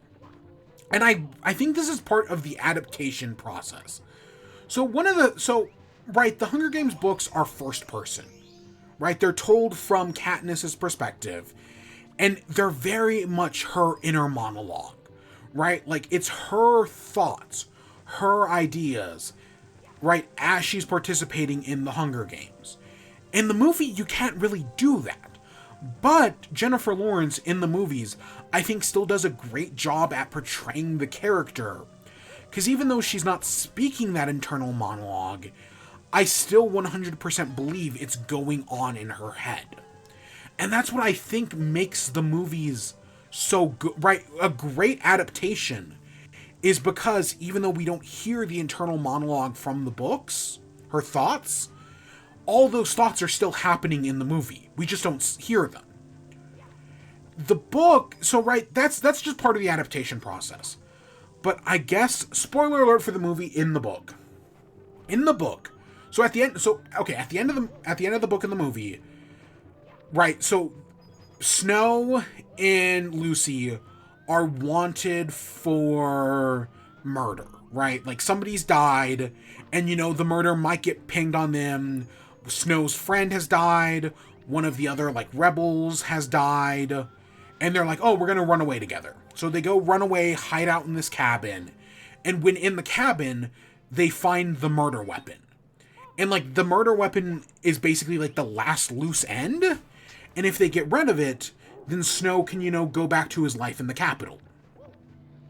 Because, he was promoted to an officer right before this, or to go to officer school. So I get how it plays out in the movie is that they go to the cabin and they're like, oh, we're going to go fishing. So he goes to pull the fishing poles out, but instead finds the guns. And Lucy's like, oh, hey, those are the guns from the murder. I guess he stashed them here. Huh. Well, I guess you can just get rid of them and go back to your normal life. But of course that leaves me. But, I won't say, I'm your last loose end. But, I won't say anything. Right? Like, Lucy tells him this. And then, he goes to throw the guns in the lake. Then he, goes look, and Lucy's like, oh, I'm gonna go look for some Katniss, right? Some plants. And then Lucy just disappears. And he goes out looking for her, and he can't find her, and it's like she's playing a game with him. And then after he can't find her, he shoots at something, but he doesn't find her or anything. After he's like, fuck this. He throws the guns in the lakes and leaves. And then he goes back to the he goes back, he gets sent to the Capitol, and boom, now all of a sudden he's he's heir to a fortune, and he's in charge. And it really, in the movie, there are two things I got from the movie. One, it felt like she was testing him. Right? When she said, because she's the one who implants the idea in his head that, oh, she's the last loose end. If I just kill her, then I can go back to my life. Right? She tells him that. And it kind of feels like he's testing her and that he failed the test. I guess in the books, it plays out differently because she doesn't say any of that.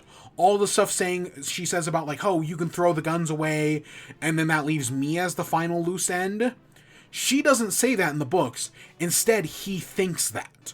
So I think that creates two very different scenes. Because other than that, it all plays out the same in the books, supposedly. For again, talking to somebody who's read the book. Right, in the books, right, he finds the guns. And then he's like, oh, I can just throw these away and go back to my normal life. Oh, but there's her, but she'll never say anything. But what if she does, right? It basically sets him up as yeah, he's probably going to kill her if he can find her. Whereas in the movie, that is not the impression I get. I do not get the impression that he was going to kill her until she said something. And I think that's just because, again, in the book, it's an internal monologue from his perspective. But in the movie, you can't just, right, you can't do that. So instead, she plants the idea in his head. And I just don't think it worked, right? That makes the scene, the tone of the final scene now becomes completely different because of that. I think that completely changes things. Again, I've never read the book. This is just from me talking to someone who has, and who did see this movie. Yeah, I read the tone of the final scene completely differently. And then there's the other thing where you find out that Peter Dinklage's character, right, he created the idea for the Hunger Games, but he regrets it, right? He talks in the movie about how, oh, all the blood of all those who died in the Hunger Games are on my hands. And right, because even though he created the idea, Snow's father kind of took credit, or at least shared credit with him. And I know that's in the book they mention, right, that, oh, they shared credit. But the whole bit about, oh, all the blood of the people who died in the Hunger Games are on my hand, that's only in the movie. But I actually really like that moment. Right, that basically they're setting up Peter Dinklage is intentionally trying to ruin the Hunger Games to stop it from happening, and that because of Snow's actions, he's failed. I like that. I think that's good character motivation that the book, I guess, just doesn't do. Because, I'm pretty sure it ends the same way with him, talking to Peter Dinklage's character, whose name I don't remember, and then he kills him, right? Snow kills him. But I guess it just plays out differently in the book. He doesn't say that. So yeah, that kind of... I think that lessens that a bit.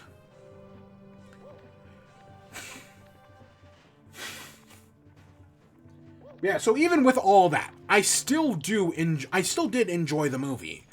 Again, it's got some problems, and those tone changes definitely make me think of things differently. But other than that, Was it necessary? No. Did we need this? No. But they did it, so I guess that's where we're at right now. I don't know. I still stand by the first Hunger Games book and movie are fantastic. I really do. I should reread those at some point. Or at least reread the first. Kind of like how I reread the first Percy Jackson book. I really should reread the first Hunger Games book. It's really good. Like, there's a reason why it, like, basically rebirthed the YA genre. Or the post-apocalyptic YA genre. Right? Where we got shit like Divergent and Maze Runner. I thought Maze Runner was okay. I did not give a shit about Divergent. Divergent was garbage.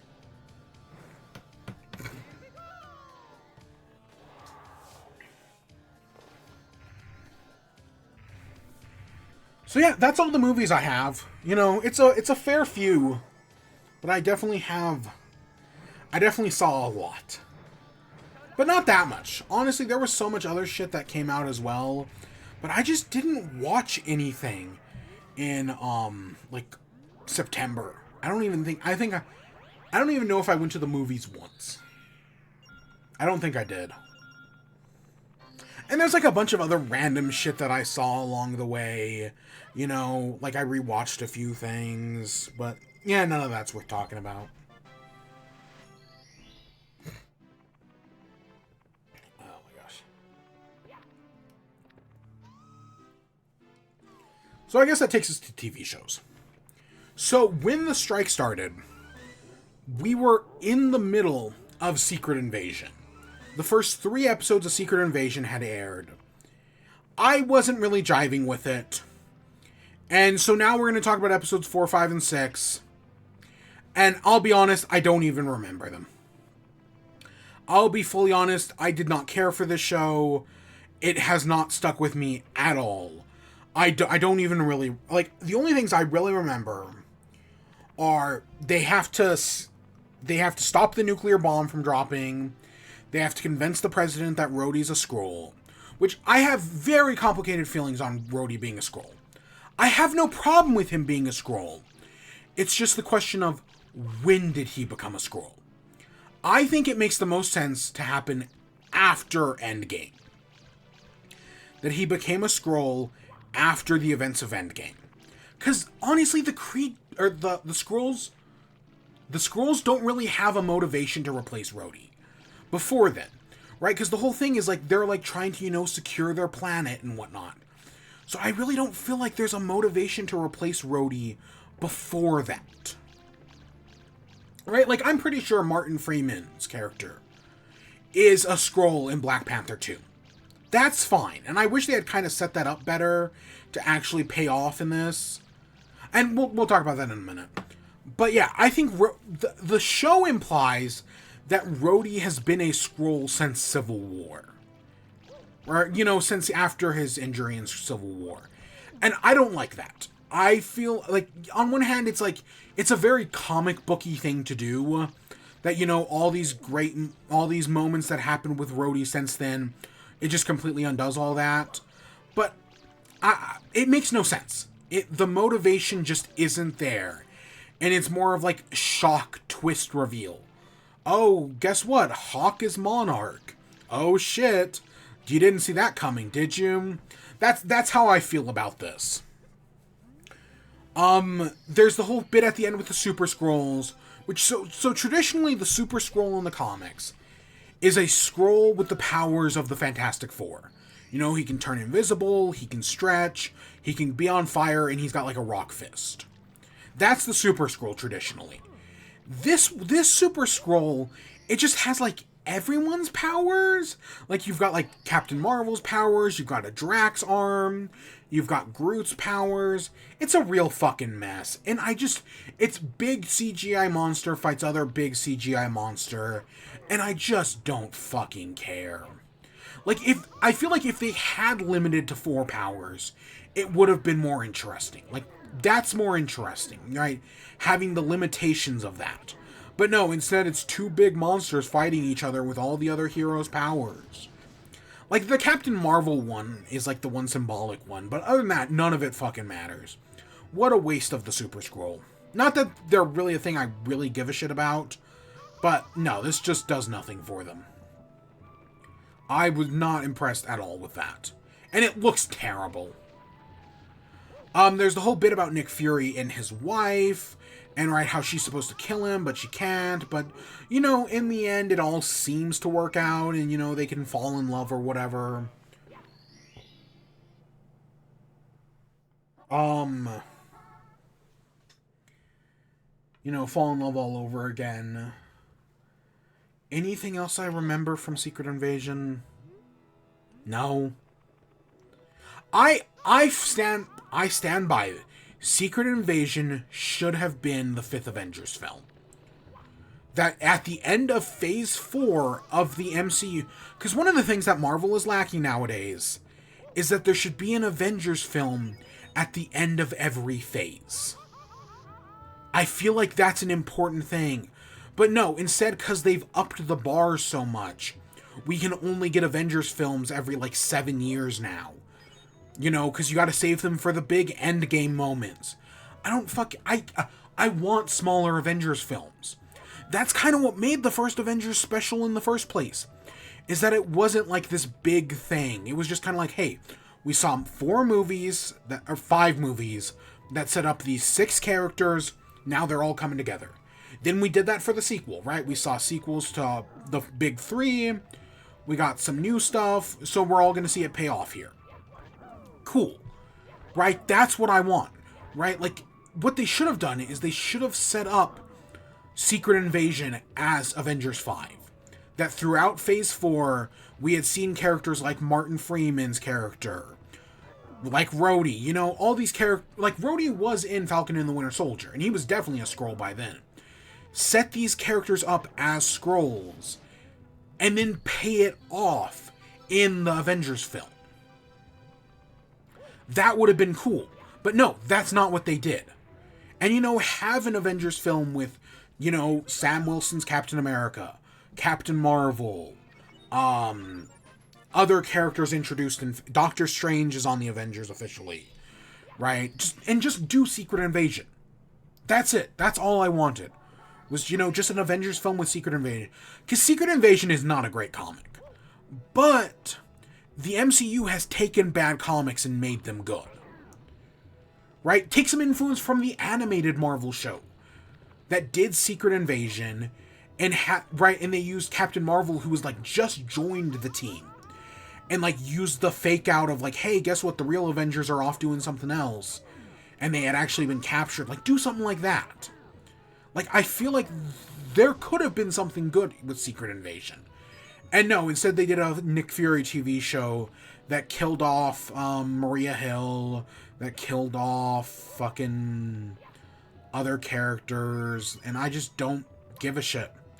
I just did not give a shit about this show at all. And I feel like it does not work. Yeah, no, is this the worst Marvel show? Yeah, probably. I did not enjoy it.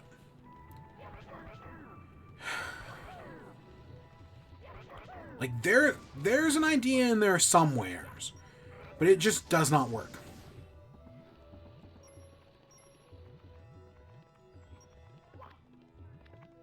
So next up, I have Hailey's On It, episodes 7 through 11. I guess I added this right when the strike had started, because, you know, I guess I was watching it at the time and then just kind of forgot about it. So Hailey's On It, right? Disney Channel show about a girl named Hailey. In the future, she, like, saves the world or whatever. But, you know, she's got to do a bunch of stuff in the present before that could happen. It's an okay show. You know, it's whatever. I think there are more episodes, right? So I have episodes 7 through 11 on here. I think since then more episodes have released, but I haven't actually watched any of them. Same thing with Ghost and Molly McGee. I know more episodes have released since the last time we have talked about it, before the strike, because I don't have Ghost and Molly McGee on this list. But I haven't watched them. So I don't know. I know Hailey's on it. I want to say Scott broke up with the Hat Girl who... What's her name? I don't know. There's a Hat Girl who I actually do like. and Scott was dating her, but then they broke up, and so Hailey tried to rebound with Scott, and that didn't work out. I think one of these episodes was the one where you find out, Scott's sister is,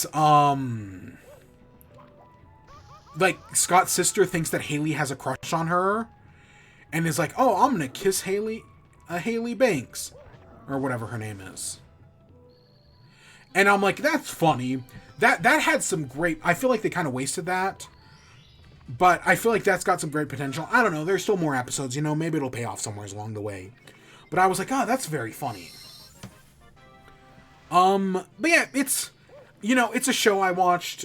I know there was a whole episode where Beta gets kidnapped and they send him to Area 52. And all sorts of shenanigans ensue. They meet up with some conspiracy theorists. I remember like a dancing alien or something. I don't know. It's a whatever show, I don't hate it or anything. I just haven't really thought about it. And at some point I should, maybe next week we'll talk about the new episodes.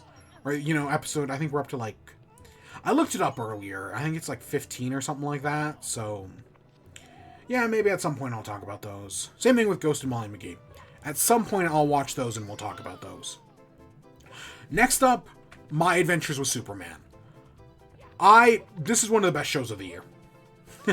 This and one other thing we'll talk about in a little bit have just blown me away this year. I talked about the first 3 episodes, I think, before the strike happened, and then since then a bunch more episodes have released since then, and the season ended, and I genuinely think it's fantastic. I think it was a great idea. Lex Luthor is technically in the show, but not making him the main antagonist was, I think, a great idea. Instead, we focus more on, not Damage Control. Fuck, what are they called? It's the U.S. Amanda Waller, the U.S. government, Lois Lane's dad. And we see basically they're getting all the villains together to, kill Superman. We get an episode with Mixie as Piddlake, where we find out about the League of Lois Lanes. I love the callbacks to Superman the Animated Series in that episode. Fantastic. And then, them finding out the League of Loises, stopping Mixie as Piddlake, who I know it's not the Gilbert Godfrey Mixie as Piddlake we all love, but I feel like the one in the show does making him a weird, imp thing, I think worked fine. Right, making the ultimate weapon the bowler hat, I was like, oh, that's kind of neat. I was like, yeah, look at that. So I do feel like it all kind of worked out. Shit.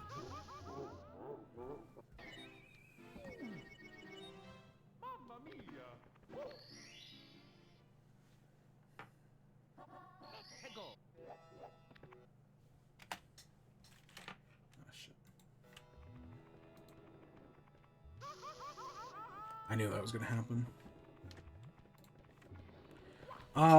My headphones just died. Oh, shit. So, what else works? I was impressed. The League of Loises. Right, the big plan to take over one of the guys, the one who can turn invisible from the 4, right, having to get Superman to, save his sister, but then you find out it's all a trap, but, genuinely they realize, Superman's actually a good guy. Finding out Superman's secret identity. I remember people being very mad at that at the time, comparing Lois to Amber, but then, the next episode with the brain in, the gorilla, whose name I'm forgetting, I feel like that is an interpretation of the brain. Right, where you basically have the brain and the gorilla in love. And it's an interpretation I've never seen, but I genuinely think it works very well. And having Jimmy, discover them and everything, learning about Cadmus, there we go, that's the name of it, Cadmus. I genuinely feel like all that stuff works very well. And yeah, people were mad at, Lois for, finding out Superman's secret identity and being mad. And then in the next episode you find out, no, she's actually mad. Not that he didn't tell her, but that it was what she was worried about, like him being hurt or something like that. I don't know. They explain it and it makes sense, and a bunch of people got butt hurt for no reason because the internet hates women, right? Like, I've only seen the first. One of the things we are not talking about today is Invincible, because I've only seen the first episode of the new season, and right in that, Mark's together again with Amber, and I'm sure people are fucking butthurt about that. So yeah, that's a whole thing. Yeah, I genuinely, Superman and Lois is fantastic. I feel in the modern world, so many interpretations of Superman are just bad. Like, I fucking hate Injustice. I hate Injustice so fucking much. And then Zack Snyder ruined Superman. And I feel like because of that, we've been getting a lot of these takes on Superman.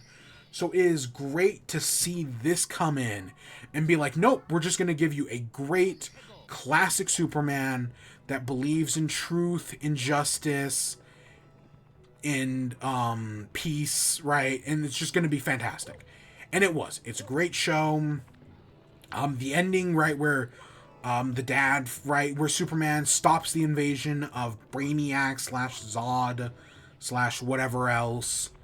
Genuinely good. And yeah, I want more. I want 1,000 more episodes. And I don't think we're going to get it. Like, I would not be surprised if the show's already been canceled. But I want 1,000 more episodes. And I feel like the internet was talking about, like, see, the problem is David Zaslav cancels everything. Right? Like, we're seeing that whole Coyote versus Acme thing playing out right now. But I genuinely want this show to get another 100 seasons. Okay, not 100, but I'd take another, like, 6 seasons in a movie? Give me 6 seasons in a movie. That'd be fantastic.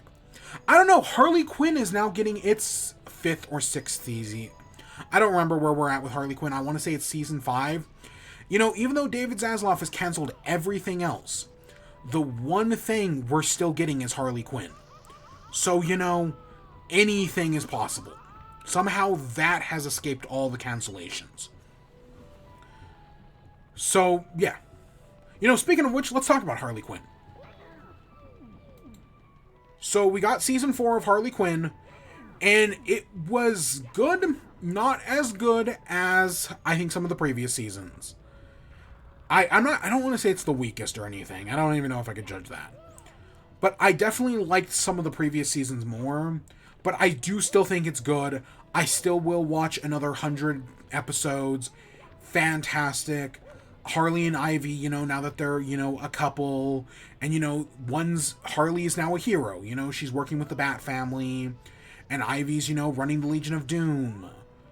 It's like, okay, cool. Cool. This is a dynamic, they're trying not to mix personal stuff and work stuff. They toned it down with Clayface. Like, Clayface is only in, 2 episodes. And one of those is his show in Vegas. I love Alan Tudyk. I think he does some great stuff, but I find Clayface in the show annoying. And I feel like they definitely toned him down. King Shark is now a dad and is getting dad advice from Barbara Gordon's dad. It's like, okay, that's good. There's a whole mystery about who killed Nightwing. And of course you find out it's Harley who killed Nightwing. Because, even though she wants to be a hero, she's still doing evil in her sleep. Which I think is very funny. Because, she's trying to find her place in the world as an anti-hero. And so, with season 5, I'm kind of like, go full on with the anti-hero. And, maybe bring Ivy into that. Now that the Legion of Doom is... Lex Luthor basically steals Superman's powers, steals his hair, has a moon base, all this shit. But, right, tries to destroy the Earth. They go to the future at one point, where Damian has taken over the world. And, they have a daughter because they could never decide on a name. She just doesn't have one. That's all fun. Yeah, no, it really, all the Harley and Ivy stuff works really well. They introduced Talia al Ghul, who plays off Ivy. Ivy has her own, prodigies, which they brought back Volcania, who is not a, it's funny, because, so, okay, so there's not Electro, Livewire, who is, who I think, in my head, Livewire is this classic Superman villain, right? She has electricity powers, and she uses that to fight Superman. And in my head, yeah, she's like one of the classics, right? Up there with, your Bizarros and your Parasites and your Metallos, right? I know Lex Luthor, shafts everyone else, but I do think of her as a great Superman villain. And so I was really surprised to learn that no, she first appeared in the animated series. Before then, Livewire didn't exist. Like Harley Quinn first appears in the animated series. Same thing with Livewire. She first appears in the animated series, and I find that wild. Because she feels like, at least to me anyways, who have been, interested in Superman since the animated series, that feels kind of wild.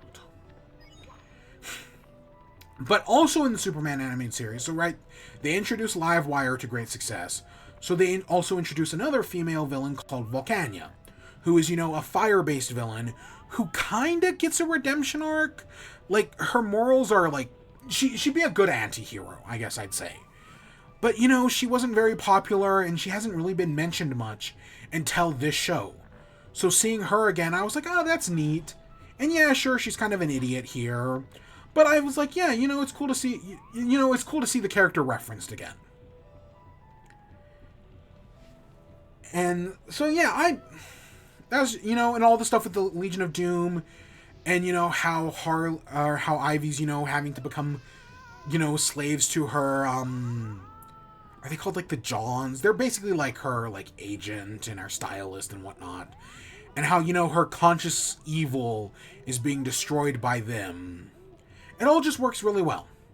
And then at the end where Harley's like, I can be both a hero and a villain, because she stops Lex Luthor and saves Superman. But she also, fucking kills people along the way. She's finding her own place as an anti-hero.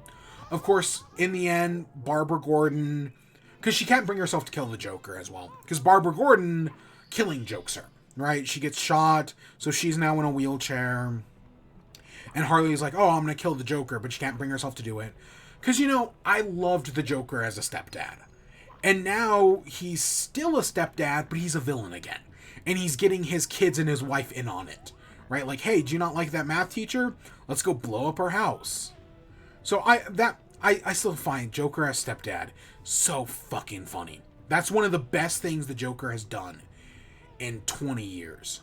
That I don't want to say that is the best thing the Joker has done in the past 20 years, but it's up there. So I really enjoyed Harley Quinn. I of course, even though I wasn't blown away by the season like the second season, for example, I still want more. I still think there's so much more they could do, and I hope we get it all. Because, if this is the one show Warner Brothers is backed, honestly, not a bad show.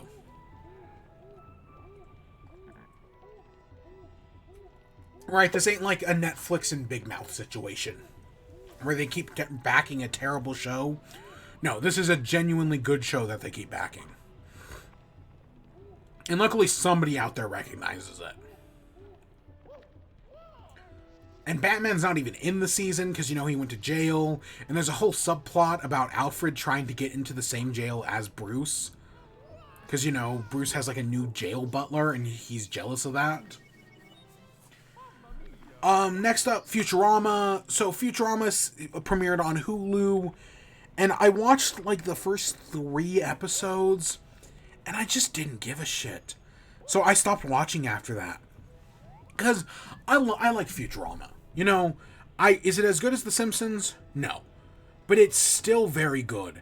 And, like, the good episodes of Futurama are amazing, right? But, it's kind of one of those things where it's like, you've got those really good episodes, and you've got those really bad episodes. And to be fair, the same thing can be said about most shows. But, like, the good episodes of Futurama, the dog one, the baby Bender one, the, I stand by the Lars stuff being good. Right, when it works in Futurama, the brother and the 7-leaf clover, when it works in Futurama, it fucking works. And there's some great stuff in that show. But in between all that, there's a bunch of episodes I just don't care about, like, at all. And they're, especially in the, like, so this Futurama has been canceled, like, 4 times. And I feel like the last time we saw it, it ended on a decent note, right? Having Fry and Leela live out their lives together, frozen in time. I felt like that was a good note to end on the show on. We didn't need to come back, but we have. So the 3 episodes I remember, there's one where Fry is like binging TV, but if he runs out of TV, he dies. It's stupid. Honestly, it's a metaphor for Futurama itself, with the show being canceled and brought back. But to be fair, All My Circuits has always been a metaphor for Futurama.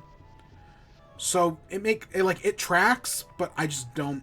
It was a boring setup, really contrived. Like the whole, if Fry stops watching, he dies. It was a contrived episode. I didn't really care for it. The second episode actually is paying off a setup to a previous episode, right? With Amy and Kif, they have kids, and now we're actually, the kids are now older, and they're like having them, like raising them, and it's like, okay, that's a good payoff to something that was set up in like season 3 or something like that years ago.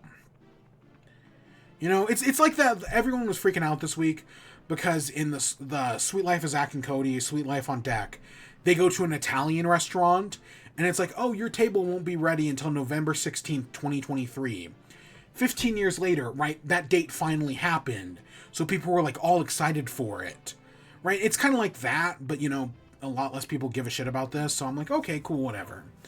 And then the third episode of Futurama, it was about like the Wild West, but instead of mining for gold, they were mining for Bitcoin. Like, I guess I get the joke. Like, I see how mining for gold and mining for Bitcoin, like, there's a joke there. I just don't give a shit. I just do not care.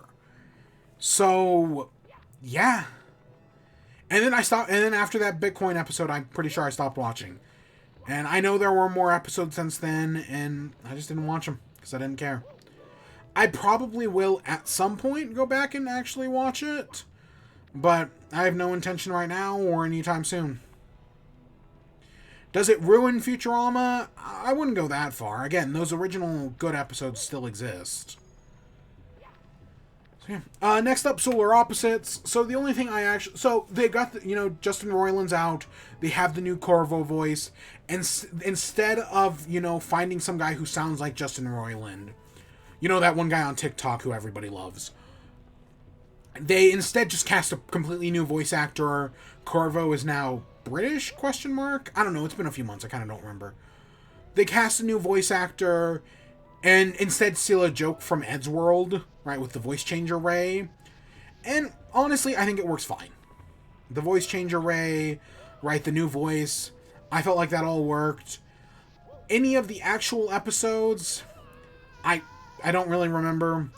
I don't really actually care about the Solar Opposite stuff in Solar Opposites. The only stuff I care about is The Wall. And so what's The Wall in this so in the last season, The Wall ended off with the one girl, right, their daughter, and she gets betrayed by the people in the church, and they take her daughter, and they're like, oh, she's now Jessius, right? She's like Jesus. And they brand her, and it's like this big thing, and it's like, okay. So now in this new episode, we find out the wall is like divided. It's now freezing over, right? Like it's getting colder, and eventually everyone's gonna die. And we find out it's all the church, right? The lady who runs the church has control of the temperature, and is intentionally trying to kill everybody by freezing over the wall. And then, there's this big plan to, like, assassinate her. You find out one of her, like, most trusted guards is actually, working with the rebellion on the other side of the wall. That's, like, a democracy. And then eventually it all comes to a head, and, the nun is her name Sherry? They get out of the wall, right? They escape, and then the nun ends up dying. But Sherry ends up being able to actually, like, talks to Jessie and tells her, about what's going on inside the wall to fix the thermostat. And she tries to ask for something else and then gets, like, rejected. But, that's kind of where the wall stuff ends in that season. I felt like there was less of it this season. But, you know, I still think The Wall is the C plot of this show is still the best stuff in the show. Is this season with the mosquito guy? There's like a whole thing about like a mosquito guy who's like stuck in a wax candle, who used to be the president of AT&T or something. I don't know. There's something like that, and you know, you get some more of it here. That might have been the previous season, honestly. I kind of don't remember. It must have been the previous season, because I'm pretty sure the guy dies, and his wife is now working, right, as one of the nuns. Yeah. Next up, Fiona and Cake. So I like, you know, I watched Adventure. I remember watching the first episode of Adventure Time. I remember all that jazz. And then, you know, eventually I fell off, but then a few years later, you know, a few years back, I eventually sat down and watched like 100 episodes of Adventure Time in like 2 weeks. I had so much more time in college. And I was like, you know, Adventure Time, God, I hate that jump. Adventure Time is, you know, it's good. It's a really good show. I feel like it ends pretty strongly. And then, you know, we got Distant Lands, which I didn't really care. You know, the first episode of Distant Lands was fine. The second episode, Obsidian, was great. I love Marceline and Princess Bubblegum. Fantastic. The third episode about the afterlife also worked pretty good. And then the fourth episode, Magic School, didn't care. Fiona and Cake, it was like, okay, you know, we're getting a spin-off with Fiona and Cake. Simon's in it, right? We're getting an older Simon. I think the show is amazing. Right? Kind of like My Adventures with Superman. I think this is one of the best shows of the year. At least, you know, that I've watched. I genuinely enjoyed the crap out of this. I've watched it like twice. I feel like everything works so well, right? We find out that basically the Fiona and Cake world, full spoilers ahead, the Fiona and Cake world was created by Prismo, put in the Ice King's head. But now that Simon isn't the Ice King, right, the world of Fiona and Cake is now just a normal world. Right? It's like Simon's normal, so it's normal. And it's like, okay. And then they eventually, you know, he's trying to summon, like, do a ritual to, like, get back to Betty. Or Golbetty? Yeah, Golbetty.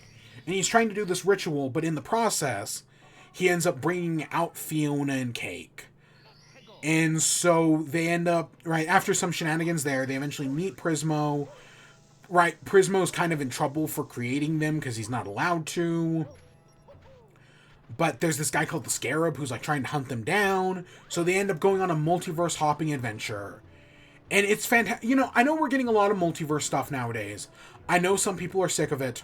I am not. I still, as long as you're doing something interesting with the multiverses, I think multiverse stuff is fantastic. It's my problem with What If.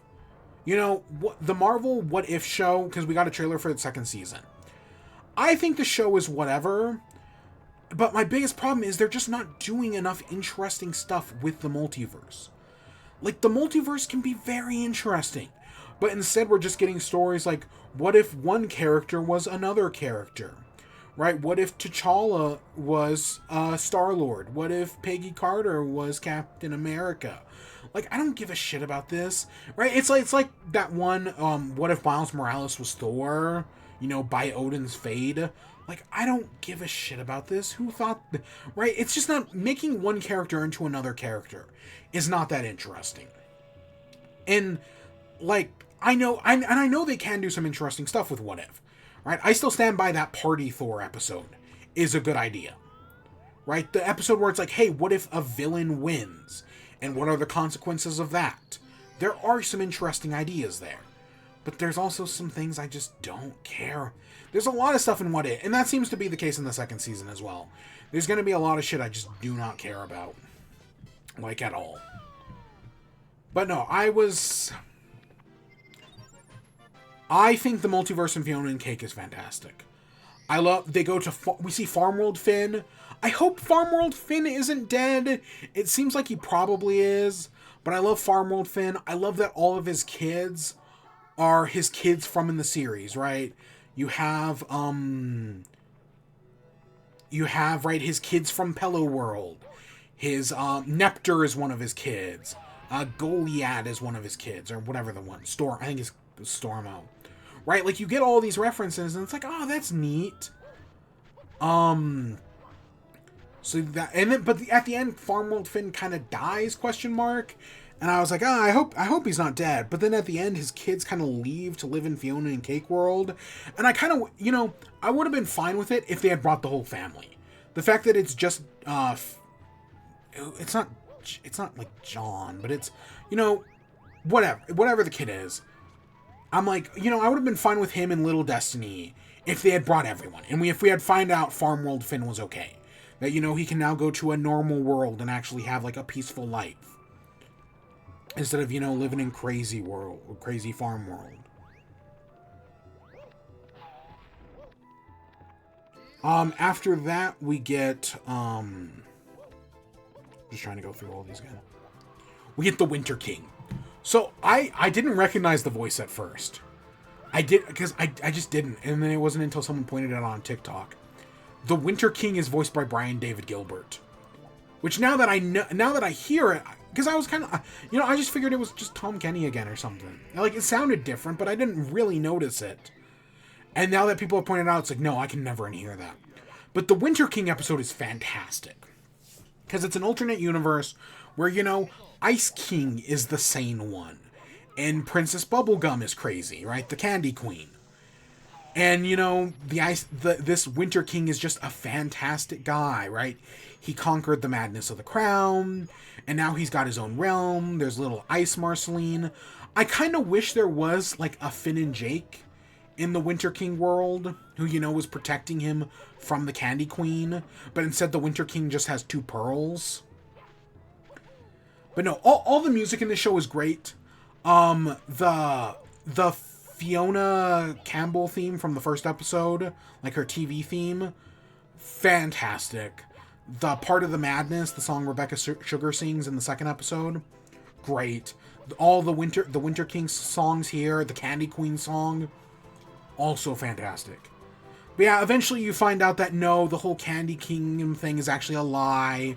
Because there's this whole thing, if I have a problem with the show, there's like this whole bit about how Fiona and Cake, because they come from the boring world, they're like infecting the other worlds and making them more boring, and it drains magic from things.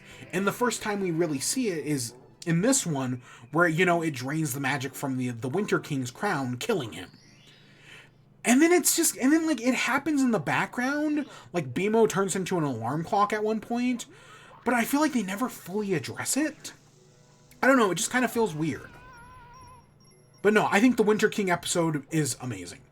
After that, we get the Star, where this alternate universe is one where Simon never met Marcy because he was killed, and instead Marceline was raised by the Vampire King. Fantastic setup. I love her outfits. I love the whole enemies to lovers, because there's a Princess Bubblegum in this world. We see Martin Mertens in this one, which is very weird, you know, because Martin kind of goes off on his own adventures the last time we saw him in Adventure Time. Is this the same Martin? I don't know about that. Because it looked like he's wearing like a similar outfit to the last time we saw him. But we see like a human huntress wizard.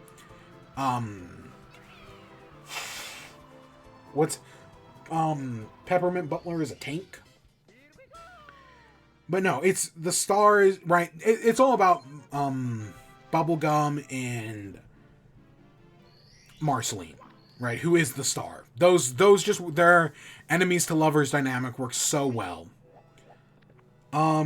The next episode, also in that episode, we find out the Scarab, who had been chasing them us to this point, gets sent back to like headquarters, and the guy at headquarters, not the big boss, but like his manager, is named Orbo, and he's voiced by the guy who plays the dad from Bluey. So right, it's Bandit's voice, and I was just like, that's that's neat, right? That was a voice I picked up on immediately.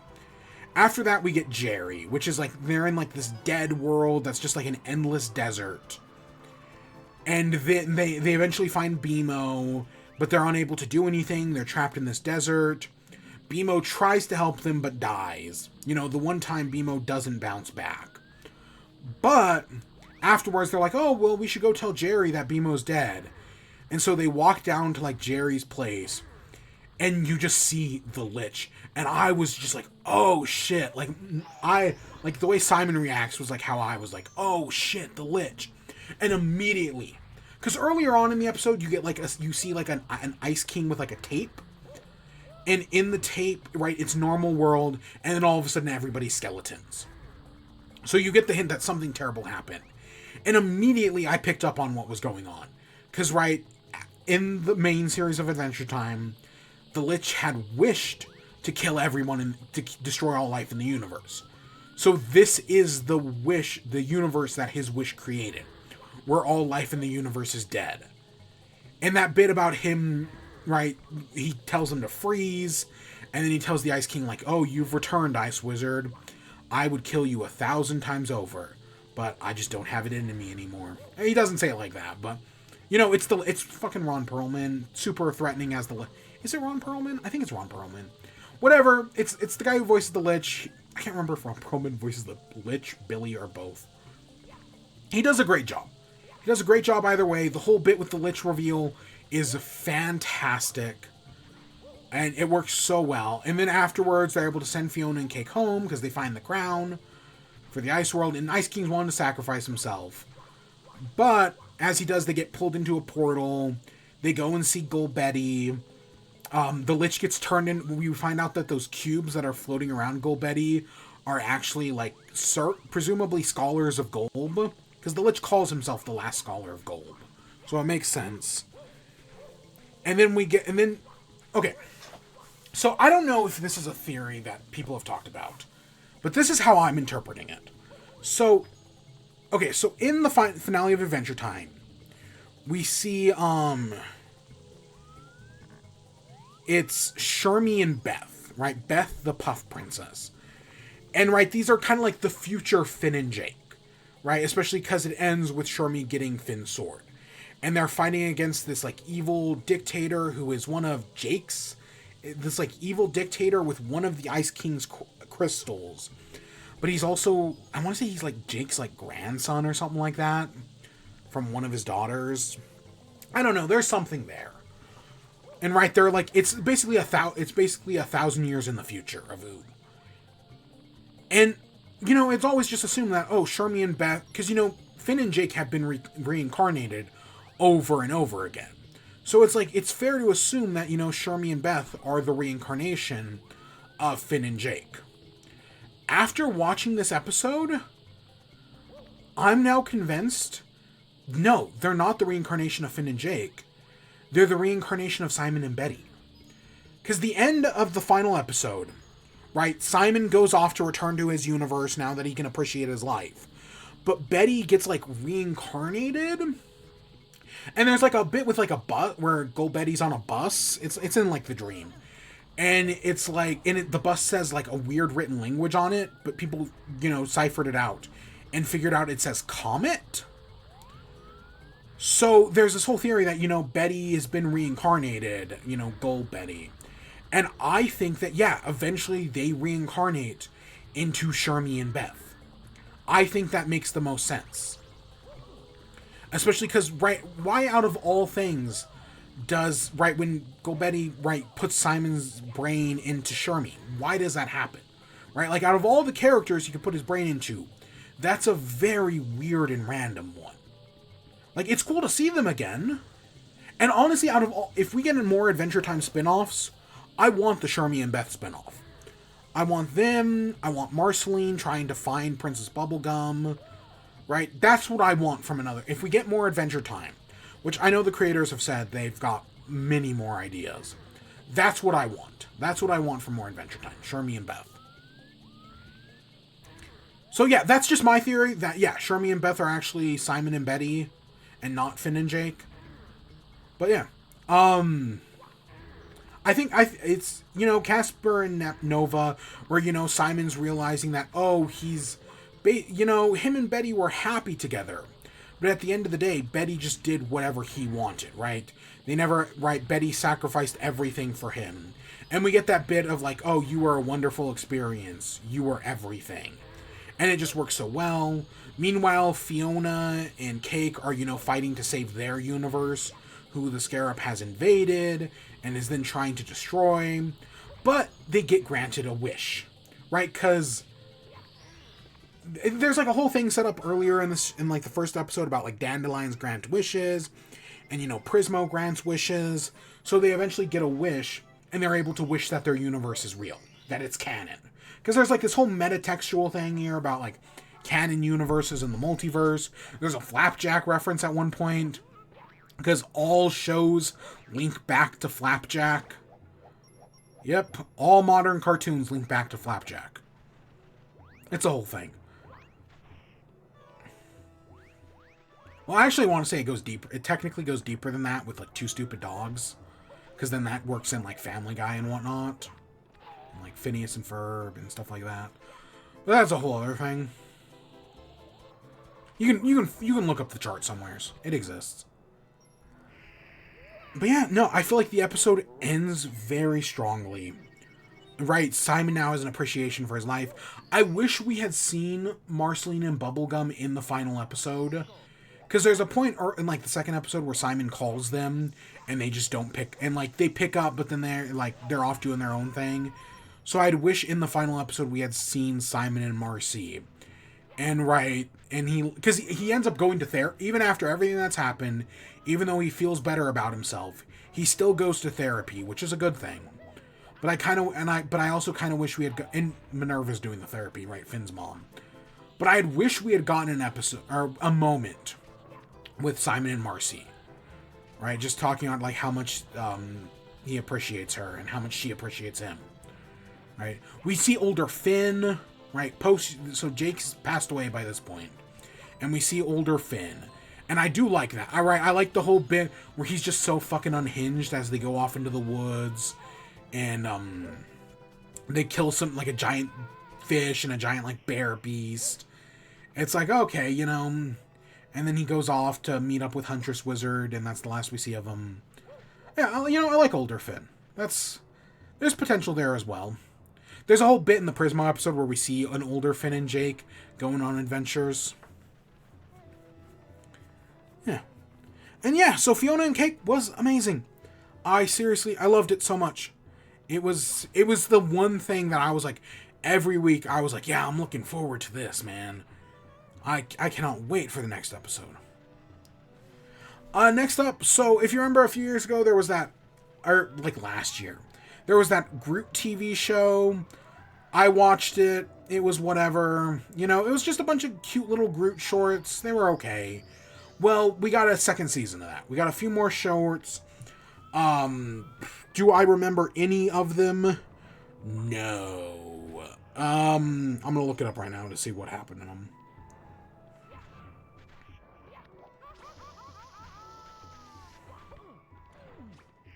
Let's see. I think there was an ice cream truck thing where the ice cream he gets is one of the celestial heads.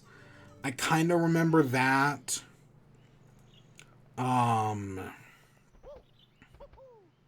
Yeah, I kind of remember that. I was like, oh, that's a neat reference. There's Groot gets a nose where he can go around and he can smell stuff. There was a snow day episode. And then there's this one about like a great prophecy, and he just ends up ignoring it. The Watcher is in this episode of all things. Yeah, there's a callback to the Watcher from What If, where they go in and it's like, oh, well, there's this great prophecy and Groot's the hero, but he ends up ignoring the prophecy, but I think it still all works out in the end. I think just telling us that, yeah, this is in a different universe, I guess. I don't know. They're just cute little shorts, they're like 4 minutes long each. They don't really have to do much. I'm fine with it. Like, they're not, like, it's weird. Like, they're kind of like, remember when the MCU did shorts early on? Like, Hail to the King and whatnot. Where it's like, oh yeah, these are neat things, setting up, like, they set up the real Mandarin. Way back in, like, 2012, they set up that there was a real Mandarin, other than, like, Ben Kingsley. And then that's the last we heard about it for fucking like 9 years. So yeah, you know, neat stuff like that. I don't know, they're, you know, Groot's cute, these shorts are cute, whatever. They give me a bunch of Funko Pops to buy, which are easy gifts, because I know people who love Groot. And so, boom, easy Funko Pop gift. Not that they've made any new ones, but I know they will, eventually.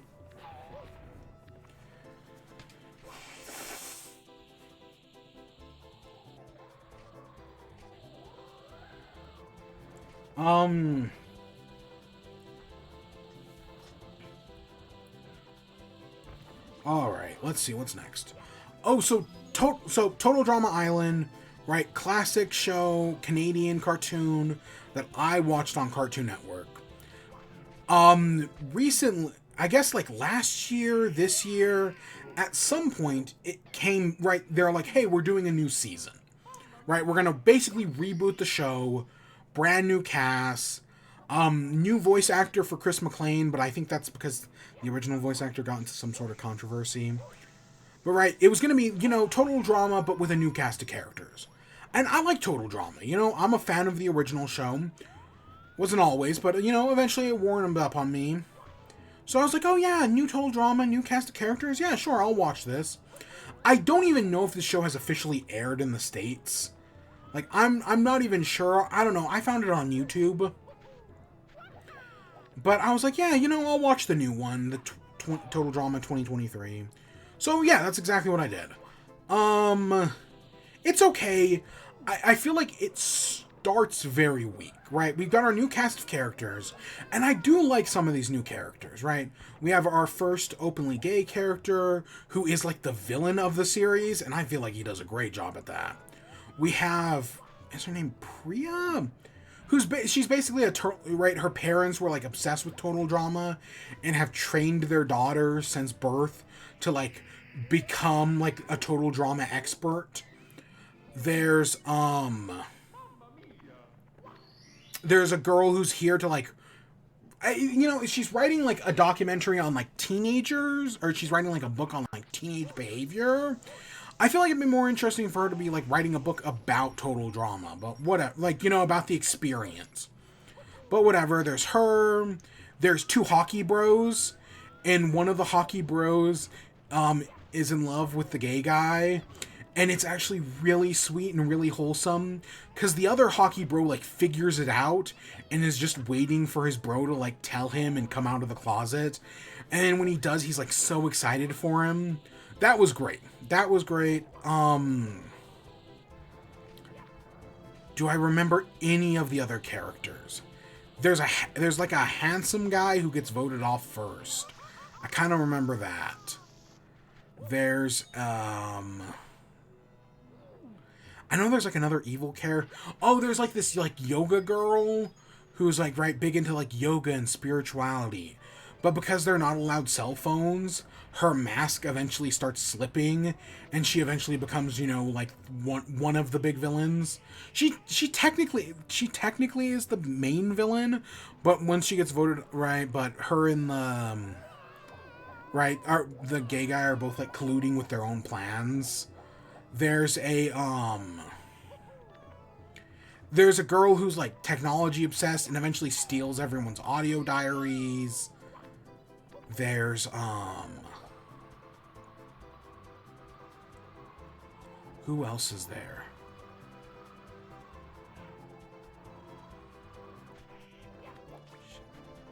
I don't remember. I know there are others. In the end, I know it comes down to the gay guy, the writer, and, the train from birth, super fan. And I want to say the superfan ends up winning, and I was actually... Oh, there's the Lovebirds. So there's a guy and a girl who used to be part of, like, a Dude Perfect style, like, YouTube channel where, you know, they did, like, crazy challenges and pranks. And they were dating, but eventually he pulled a prank on her so bad that they broke up. And, right, she's in an alliance with the gay guy, whereas the boyfriend... is just so right, he doesn't think he did anything wrong, because, you know, it's just a prank, bro. And eventually they hate each other, and then eventually they start dating again, and then, right, because he apologizes, but he apologizes for something completely unrelated, so they break up again, and then in, like, the finale, they end up dating again, right? They get back together, even though, again, he never actually apologizes, and he never realizes that he's the problem. But it's kind of like, we're like, oh, well, he's not going to realize he's the problem, but she's not going to realize she's the problem either, right? It's like they're made for each other. So, yeah. But no, I think the cast is good, right? There's a lot of them I don't remember, but the ones I do remember, I do like.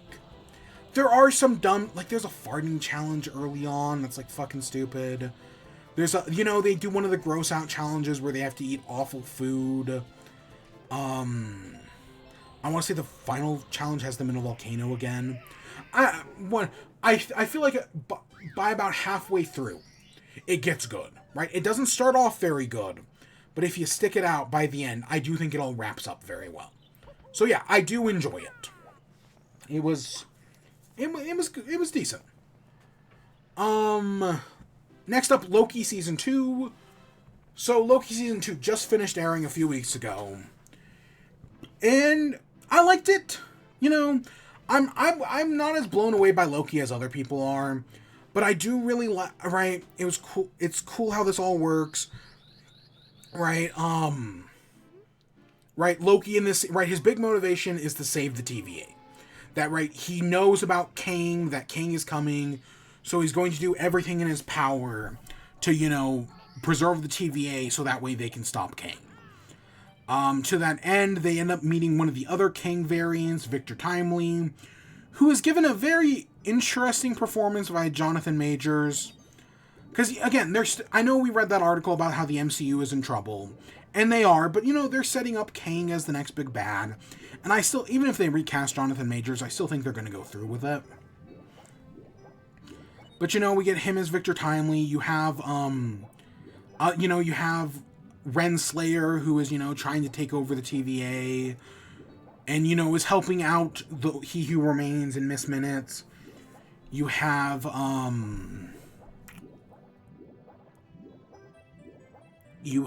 who else do you have? You have, of course, Sylvie, who's, just trying to live her life on the timeline. She's working at McDonald's, but, it's a good life for her. It's what she's always wanted. And then you have Obi, who is, like, he wrote the TVA manual, but then it's kind of like one of those loops where it's like, who actually, because, he wrote it, but he claims to be inspired by Victor Timely. But Victor Timely was inspired by Obi, so it's like, who actually wrote the thing? Well, I mean, he wrote it, but who came up with the ideas in the first place? Because the big thing is they have to fix this thing called the Loom. That the Loom, like, powers the TVA, it, sorts all the energy, and they need to make it bigger. So that's why they have to go find Victor Timely. Loki's, time slipping between the past and the present within the TVA, so they eventually have to figure that out. And then, eventually he gets, in the final, so in, like, the second to last episode, or in the third to last episode, they fail, right? They try to stop the TVA, but they're not fast enough and they fail. So basically, in the fifth episode, everyone's been, like, reset. You now find out, like,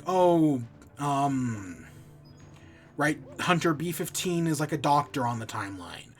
Mobius sells, right, sports equipment, but specifically, like, ATVs and jet skis, right? He's a big jet ski guy. Because he claims he doesn't care where he is on the timeline, but you also find out he's a single dad. There's, you find out that, oh God, what's his name? I want to say he's Pillboy on The Good Place. What's his name in this show? Casey? You find out Casey's one of the few people to have escaped from Alcatraz. That's a neat thing. That's a neat little thing. Kind of like how the first show had D.B. Cooper, or the first season was D.B. Cooper. And then there's a few others, that show up along the way. OB has, like, a degree in, like, astrophysics or whatever. But he's also he wants to be a sci-fi writer. Who, he does the actor who plays him, is it Kyo Kwan? Does a fantastic job as Obi, right? Yeah, I know he, he just got off of Everything Everywhere's All at Once, which was great. And, he does a fantastic job in that. And, he does a good job here. I like him as Obi. I can't wait for him to do more stuff. But, right, so we go through all that, and then eventually Loki learns to control the time slipping, because it turns out the universe is still getting destroyed, right? That, hey, they may have failed. So eventually we get this, like, Groundhog's Day moment, where he retries the same thing for, like, centuries. Right, because, like, Groundhog's Day takes place over, 40, 50 years? Right, it's Loki to, make sure they're actually able to, like, save everybody. But even when he succeeds, he still fails.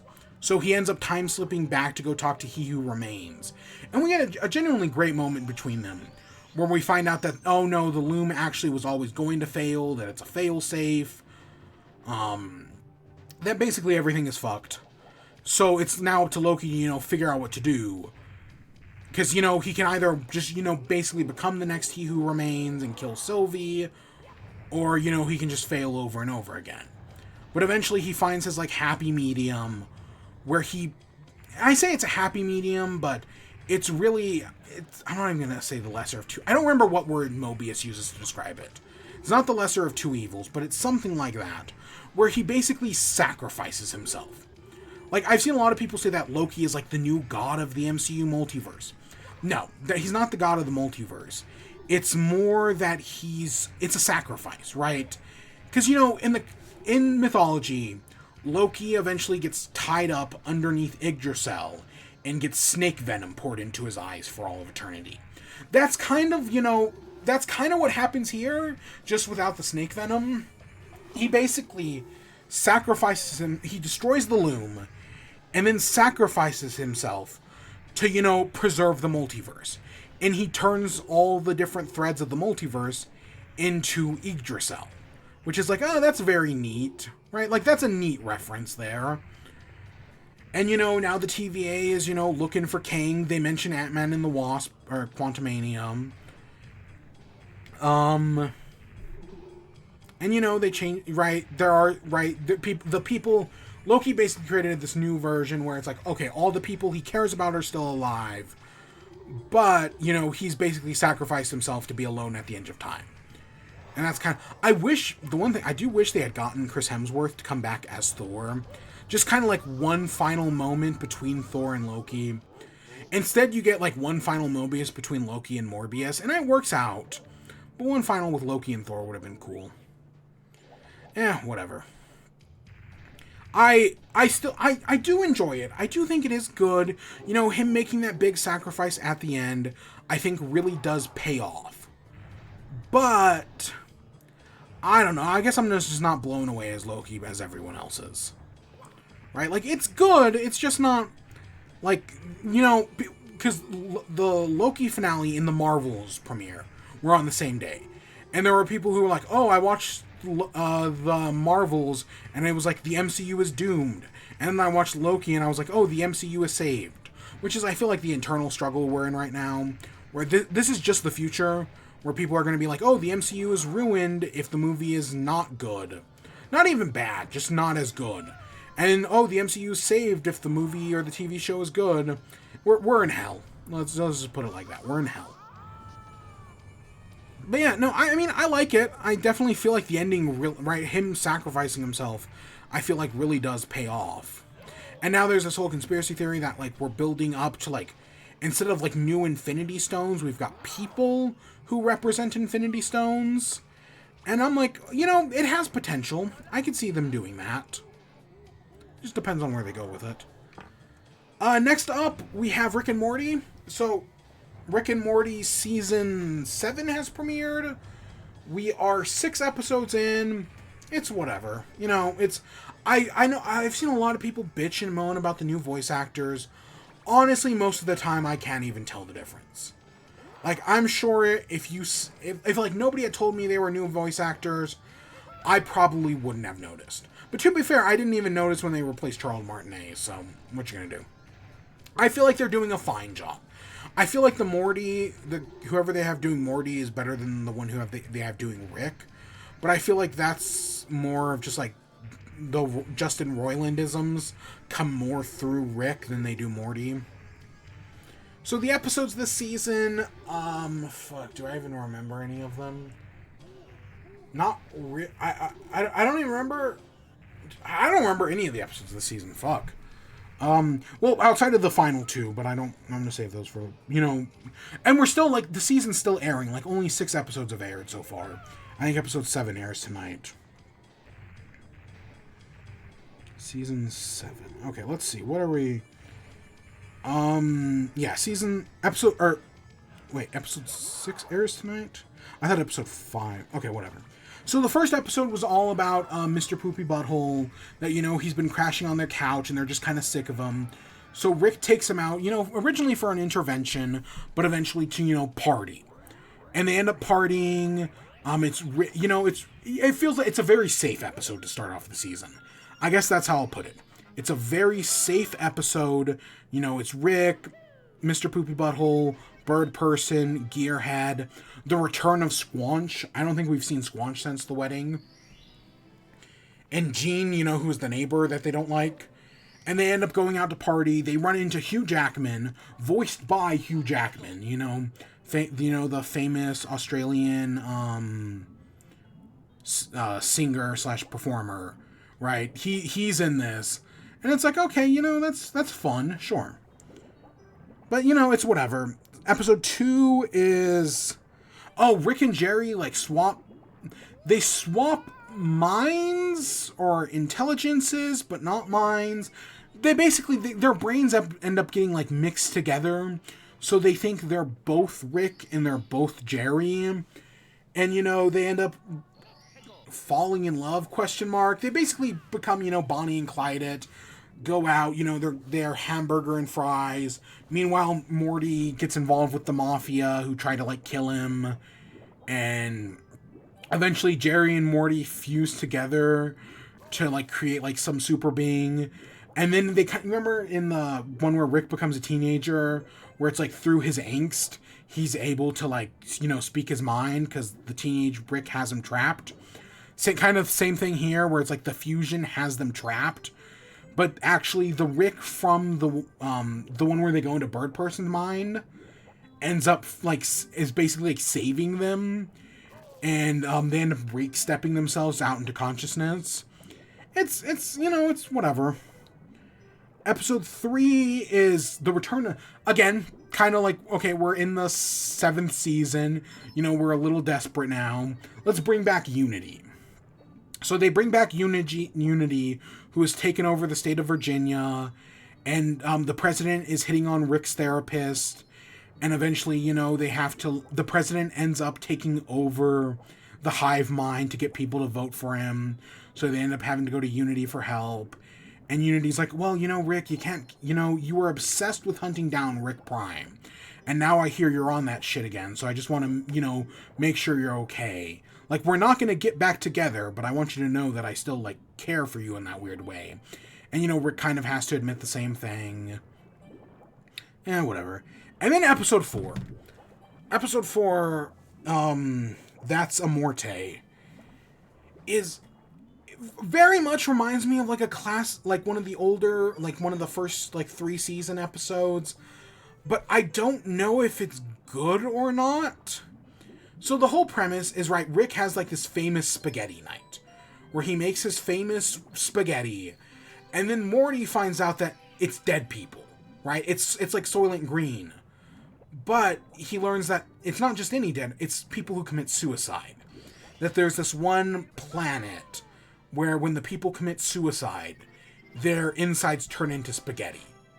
So they go through this whole thing, it's like a metaphor for, the meat industry. You don't want to know how the sausage gets made. But, hey, these people are committing suicide. But, does that make it right does that make it right or wrong? Right? What if we create, these weird, meat puppets that, can experience pain? But, we can just turn them into spaghetti. And it's really weird. It's really fucked up. You know, in some ways, yeah, it does kind of feel like an older Rick and Morty. I'm gonna say classic Rick and Morty for lack of a better term. It does kind of remind me of that. And then we get the big ending sequence where, you know, we see this one guy's life all leading up to his death, and that makes everyone stop eating spaghetti. It's whatever. You know, like, I definitely think it's very interesting. But I kind of don't really have a hot take on it or anything. Like, is it good? Is it bad? I have no fucking idea. It's fucking weird, man. I mean, Suicide Spaghetti, like, come on. And then Morty ends up being, like, the mascot for it. Because, you know, he's just kind of like the Snake Planet thing where he's just trying to make things right. He's just trying to make things right here. But, you know, the moral of the story is just, you never learn how the sausage gets made. It's never worth it. And then finally, the most recent one, Unmortricken. So, right, they set up Rick Prime as, like, we're done with Evil Morty. You know, Evil Morty fucked off. He's now, you know, wherever he wants to be, outside the finite central curve. So now we've got Rick Prime as the new antagonist. And so this pays off both of them. Because basically, we find out Rick is fracking the finite central curve to try to find Rick Prime. And Evil Morty shows up to stop him. But Rick and Evil Morty end up working together to find Rick Prime? And they do? And then Rick is able to kill Rick Prime? Because he's got this, like, Rick Prime has, like, this machine that, like, you throw somebody in it, and it kills them in every universe. So that's what happened to Diane, is that, right, that basically, Rick Prime explains that only 2 people have ever invented portal travel. Himself and, you know, the C-137 Rick. And that, right, in order to punish all Ricks, he used this machine to kill every Diane. And then he kills every Slow Morbius, who was a character from an episode, I'm gonna assume the party episode at the end of season 1, but honestly, I don't fucking remember this character at all. Right, they clearly just wanted a character to kill, and they were like, oh, this is a guy who knew Rick. And yeah, that's kind, you know, but, you know, with the help of Evil Morty, they're able to we get a little bit of Evil Morty's backstory, right? Like, that's what the episode starts off as. I don't know, this really, honestly, like, part of me is glad they didn't, like, mine the Rick Prime stuff for, like, 10 seasons. But on the other hand, like, boom, all the big plot points in the show are now gone. Right? I know Evil Morty takes the plans for the thing and is like, hey, if at any point you ever fuck with me, I'll just destroy you in every universe, because I can do that now. But, like, Evil Morty's whole goal was to get off the central finite curve. So I feel like bringing him back is kind of like a cheap shot, you know, like, oh, people want us, you know, people like Evil Morty, so let's just bring him back because we're desperate. And then Rick Prime, it's like, okay, cool, I guess I'm glad they didn't wait 1,000 seasons to pay it off, but 6 episodes? 5 episodes, I mean? Okay. Yeah, I guess that's what you're gonna do. So I just don't know where the show goes from. I feel like there's no more loose ends, I guess. I guess that's how I put it. I don't feel like there's any more loose ends. So, I mean, I guess just go back to classic Rick and Morty adventures, whatever, if that fucking means anything. I don't know, you know, they can always bring up new shit, you know, I mean, again, Rick destroyed both the Council of Ricks and the Central Galactic Government in a single episode. And it was fantastic when he did that. That worked really well. So, I don't know, I guess it's because of all the controversy that it feels like a cheap shot. Maybe that's it. That, you know, because of everything that happens, them defeating Rick Prime here just kind of feels like, yep, we're paying something off. Kind of like how the first episode was like, oh, here's a bunch of characters you love, let's see them party together. Yeah, and that's, again, the episode 6 premieres later today. Yeah. So I'm sure we'll talk about that next week. It's Rick and Morty, man. You know what to expect by this point. Is this as bad as the previous season? No. No, it isn't. The previous season was fucking awful. okay, it's not. It's sad that it's not even the worst thing I've ever seen. But you know, it was not great, and this is at least better than that. But it is definitely pandering. Which, speaking of pandering, we got a new South Park special. South Park Enter the Panderverse, which is basically Cartman is obsessed with like this idea that like Kathleen Kennedy is gonna replace him, and he ends up getting sucked into the Panderverse, and he goes to, and basically Cartman gets swapped with an alternate universe Cartman where he's a black woman, and you know it's fucking modern day South Park. It's whatever, you know. I don't begrudge modern day South Park. I do think they can do good stuff, and I like the alternate universe where everyone is a woman of color. I like part of the whole point is like they're trying to make, like, they bring up like, oh, multiverses, right? Nobody gives a shit about the multiverse. And like, I know there's Republicans have this big argument like, oh, well, if you're gonna race or gender swap a character, why didn't you just create a new character? And I don't know if this was their intention in this the South Park creators, Matt and Trey. I don't know if this was their intention, but I literally read this as they literally gender and race swapped Cartman, and it still felt like the exact same character. Like, his big plan in this is to, you know, call Kyle's mom a big fat stupid bitch, steal her credit card, and then make a gaming PC to play Baldur's Gate 3. Right? That's it. That's like the black female Cartman. That's her big plan. And I feel like that's a classic Cartman plan. Like, and Stan even points it out, like, holy shit, that is Cartman.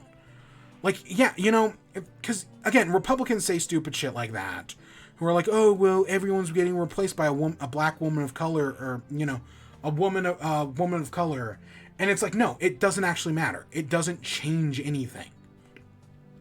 And then, right, the big moment, though, is when Cartman eventually does meet Kathleen Kennedy, who has also been replaced by, you know, a woman who looks just like Cartman. And you find out that Kathleen Kennedy used the Pander Stone to, you know, pander to people, but also to, you know, make up for all the mean internet comments they were getting. Right? They were getting hate mail. They were being called a cunt. So, right, they started using the Pander Stone more and more to fight back. To, you know, use the Pander Stone to fight racism. But in return, that called Cartman to write all this hate mail that, you know, called her a cunt. Basically, right, one responded to the other, and they just kept escalating things until they eventually broke a hole in the Panderverse. That's kind of the whole point of this. And, right, they're both wrong. They're both wrong. And I feel like because people really hate fucking Kathleen Kennedy. Honestly, I'm not a huge fan either, but, like, I don't call her a cunt, you know? Like, I don't write mean internet comments about her. But, like, I feel like people are going to watch this episode of South Park and just completely miss the point. Right? That they're going to see Cartman taking on Kathleen Kennedy and be like, yeah, South Park writers agree with us. You know, it's that thing that... I remember Dan Harmon talking about this once. You know, on Rick and Morty. On his podcast, that like when you say like, oh, I hate Captain Marvel, right? Maybe because you just don't like Captain Marvel because you didn't like the movie, right? That's fine. But then you'll have people come in and be like, oh, I also hate Captain Marvel. Let's talk about it. I also hate women. Don't you want to know more about that? Like, that seems stupid, but that's how people get radicalized. That's why you have to take these like Nazis and kick them off Twitter, or else they will radicalize people. It's that simple. I mean, literally, that's what happened to Elon Musk. You know, he made some comments, and then he got red-pilled. He got red-pilled hard. It just fucking sucks, because he's, you know, he bought Twitter, and he's a fucking billionaire. So, that's kind of right. Like, I feel like people are going to watch this South Park episode, and even though it ends with Cartman saying that he loves Kathleen Kennedy, and he thinks Kathleen Kennedy is great, I feel like people are just going to straight up miss that point, right? And they're just going to be like, South Park agrees with... Because it's very clear that Trey Stone and Matt Parker are filled with regret, right? That there are so many things they have done that just fills them with regret. And that a lot of what's wrong with the world, or a lot of what's wrong with the internet, is partially their fault, right? Like, that's the whole point of when they blew up Canada the second time. You know, when they created Millennials Against Canada. Like, that's the whole point of that. is they're like, oh, were we the ones who fucked up the world? Right? Their big thing was, did they get Donald Trump elected? And the answer is not yes, but it's also not no.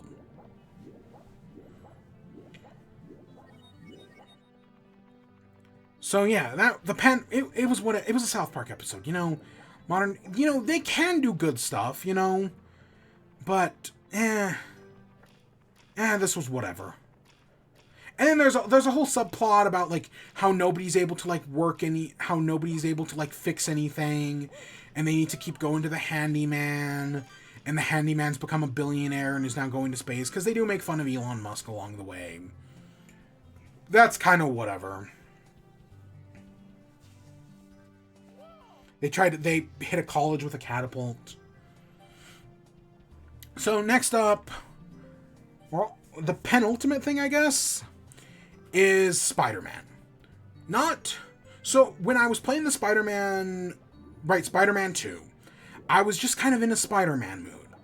Normally I just watch Spectacular Spider-Man, which I've seen like 3 times in the past 3 years. But I was like, nah, I'm not going to watch Spectacular Spider-Man. Instead, I watched the 2017 animated Spider-Man show. So I've tried to watch Ultimate Spider-Man. I watched like the first like 5 or 6 episodes and was like, yep, everyone says this sucks. They are right. But I had seen a video on YouTube that said like, hey, guess what? The 2017 Spider-Man, well, it's not great. It's not actually terrible either. And I was like, you know, sure, I'll give this a shot. And yeah, you know, I kind of agree with this thing. It's not, like, amazing. It's not as good as, like, Spectacular Spider-Man or some of the stuff in the movies or some of the stuff in the games. But it's not as bad as Ultimate Spider-Man. Should I have just watched the 90s show? Probably. I probably should have just watched the 90s show. But no, I felt like this one was fine. I think it's cool to see them updating some, like, the modern-day stories. Like, you know, they do, Spider Island. They do, Superior Spider-Man, right? Doc Ock becomes Spider-Man for a few episodes. And then afterwards, he becomes basically Spider-Man's guy in the chair until he eventually fucking dies.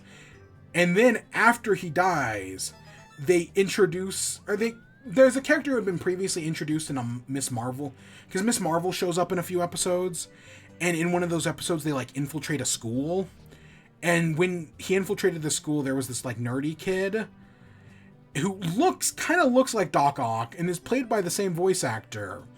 And yeah, after Doc Ock dies, they just replace Doc Ock with this kid who basically fills the exact same function as, like, a guy in the chair. I don't remember the new kid's name at all, but I was like, oh, that's fucking funny. But yeah, no, there's a surprising amount of Avengers stuff in here. There's a Guardians of the Galaxy thing where they're trying to save Groot, and they team up with Riri Williams and Amadeus Cho. At one point, the symbiotes attack the Earth, and they attack them by using the Guardians of the Galaxy, the Avengers, in Doctor Strange. And it's like, oh yeah, that's kind of, you know, seeing the symbiotes attack Earth like that, that's kind of neat. There's some stuff I don't like. There's a whole Goblin Wars arc. And I'm like, I don't give a shit about any of this, you know? Like, instead of making the Green Goblin, because Norman Osborn has, like, already died by this point, and instead of revealing, hey, guess what, Norman Osborn is actually alive, which they had already done that fake out once. Because Norman Osborn dies to save Harry, but then he turns into, like, a spider monster, you know, in the whole Spider Island thing. They instead, right, you find out that the Green Goblin in this is the Vulture. Which was very weird and random, but that's, you know, what they decided to go with. So yeah, what else do I have? I don't know, you know, it's okay. There's a thing where, like, all the I recommend going watch the YouTube video I saw. I mentioned it in a previous stream. I'll see if I can find it right now. That goes over it much more in detail than I could. But yeah, there's a problem where, like, all the characters are kind of the same. And, you know, because they can't have Peter Parker just be you know, have like normal friends. All of his friends get superpowers. It is kind of neat to see Miles and Peter in like the same age, just kind of like being best friends, right? There's no like mentor-mentee relationship. I guess in the comics, Miles and Peter never talk to each other that much, which, I mean, I know they're getting a new series next year. But I guess, yeah, they never really talk with each other. So, like, you know, seeing them, like, work together and whatnot, it's like, okay, that's more interesting. So there's a channel called, Godzilla Mendoza that made a video called Marvel's Spider-Man Can't Stand Out. And that's the video that I saw, and I was like, oh, yeah, you know, that's pretty good. I guess I'll go check this show out. So, yeah. What else? This, you can tell the last season was cut short because it's like half the episodes of the other ones. But no, I'd still recommend Spectacular Spider-Man over it any day of the week. I'd probably recommend the 90s show over it, even though I haven't watched the 90s show since the 90s. No, that's not true. I think I watched most of the 90s show in the 2000s. Like, on reruns. I should. I'm sure it's on, like, Disney Plus or whatever. Most stuff is nowadays. So, yeah. What else? I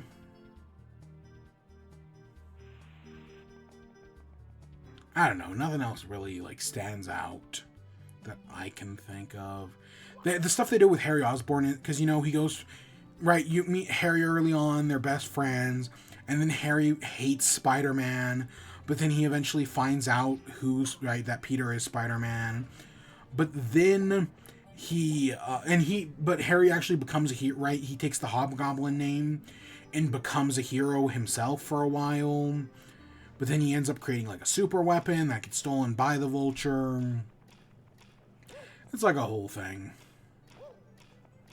And then it turns out at the end of the show, Norman isn't dead. That, right, he fuses himself with, like, the Venom and the Jackal symbiotes, Jackal stuff, to, like, make himself into, like, a super soldier. And he gets defeated, and I kind of don't remember how.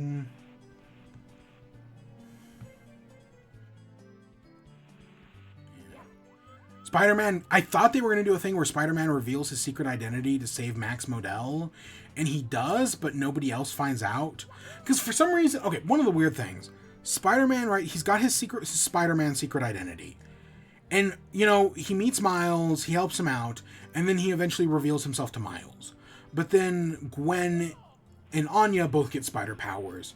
But for some reason, he never tells them that, you know, he's Peter Parker. Right? And at one point, they even think that Peter is... I think they think he's like a hobgoblin or something like that. At some point, they think that, oh, because Peter, you know, has a connection to Harry and everything. He's constantly sneaking off. They believe that he's the hobgoblin. And for some reason, he doesn't tell them the truth. And they only find out when he, you know, publicly reveals his identity. Kind of. And then they're pissed off at him, obviously, so. And I don't know. I get not trusting people, but, you know, these are other superheroes. Like, I know he never tells Iron Man his secret identity, but Iron Man also figures it out. At least they imply that he figures it out. There's a whole bit where when the planet gets taken over by the symbiotes, he gives Aunt May, like, a sonic gun to protect herself, and then you find out Aunt May is leading the rebellion. And I actually like that. I think that works. Right, because she's out looking for Peter. And Moon Knight shows up in that episode. Right, Moon Knight's also kind of part... He's not part of the rebellion, but, you know, he's trying to, like, hide out in, like, a bunker. And it's like, yeah, you know, randomly Moon Knight's in this. But it's like, yeah, okay, cool to see Moon Knight. Mark Spector. Yeah, sure, fuck it, why not? So, yeah, you know, it was okay. Like, there are definitely worse Spider-Man shows out there. But there are better. I just don't watch Ultimate Spider-Man. God, that fucking show. I couldn't do it. I couldn't do it. Like the guy, right, the Godzilla Mendoza was like, he wanted to watch Ultimate Spider-Man and be surprised by it. That, no, it's actually decent. And then he just grew to hate it. And then, but this show, on the other hand, he wanted to be surprised by it. And yeah, he ended up enjoying himself. And that's kind of, like, I was like, oh, I heard the show got good after like 10 episodes. And it does. It gets good after like 10 episodes. But I was like, I thought this was fine. But Ultimate Spider-Man, no. It just does not get good. Nope.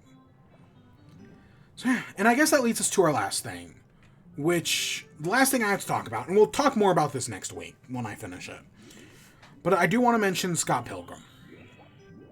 So, I've talked about it before. I was one of those few people who actually saw Scott Pilgrim in the theaters when it released. Yeah, I was one of, 10? Nah. But, I did see it, and then later on in my life, I read the book. I want to say I was in, high school when I read the book. And there was a point where I was reading the book every year. Where every year in, February, I would read Scott Pilgrim. For, 3 years. But I hadn't read it in, years. Until I started rereading it, with the show coming out. I was like, I'll crack it open. So I reread the first volume. Because, 6 volumes. I was like, yeah, sure. I just reread the first one. And now that I'm watching the show, I'm like, okay, I kind of want to reread the whole thing again.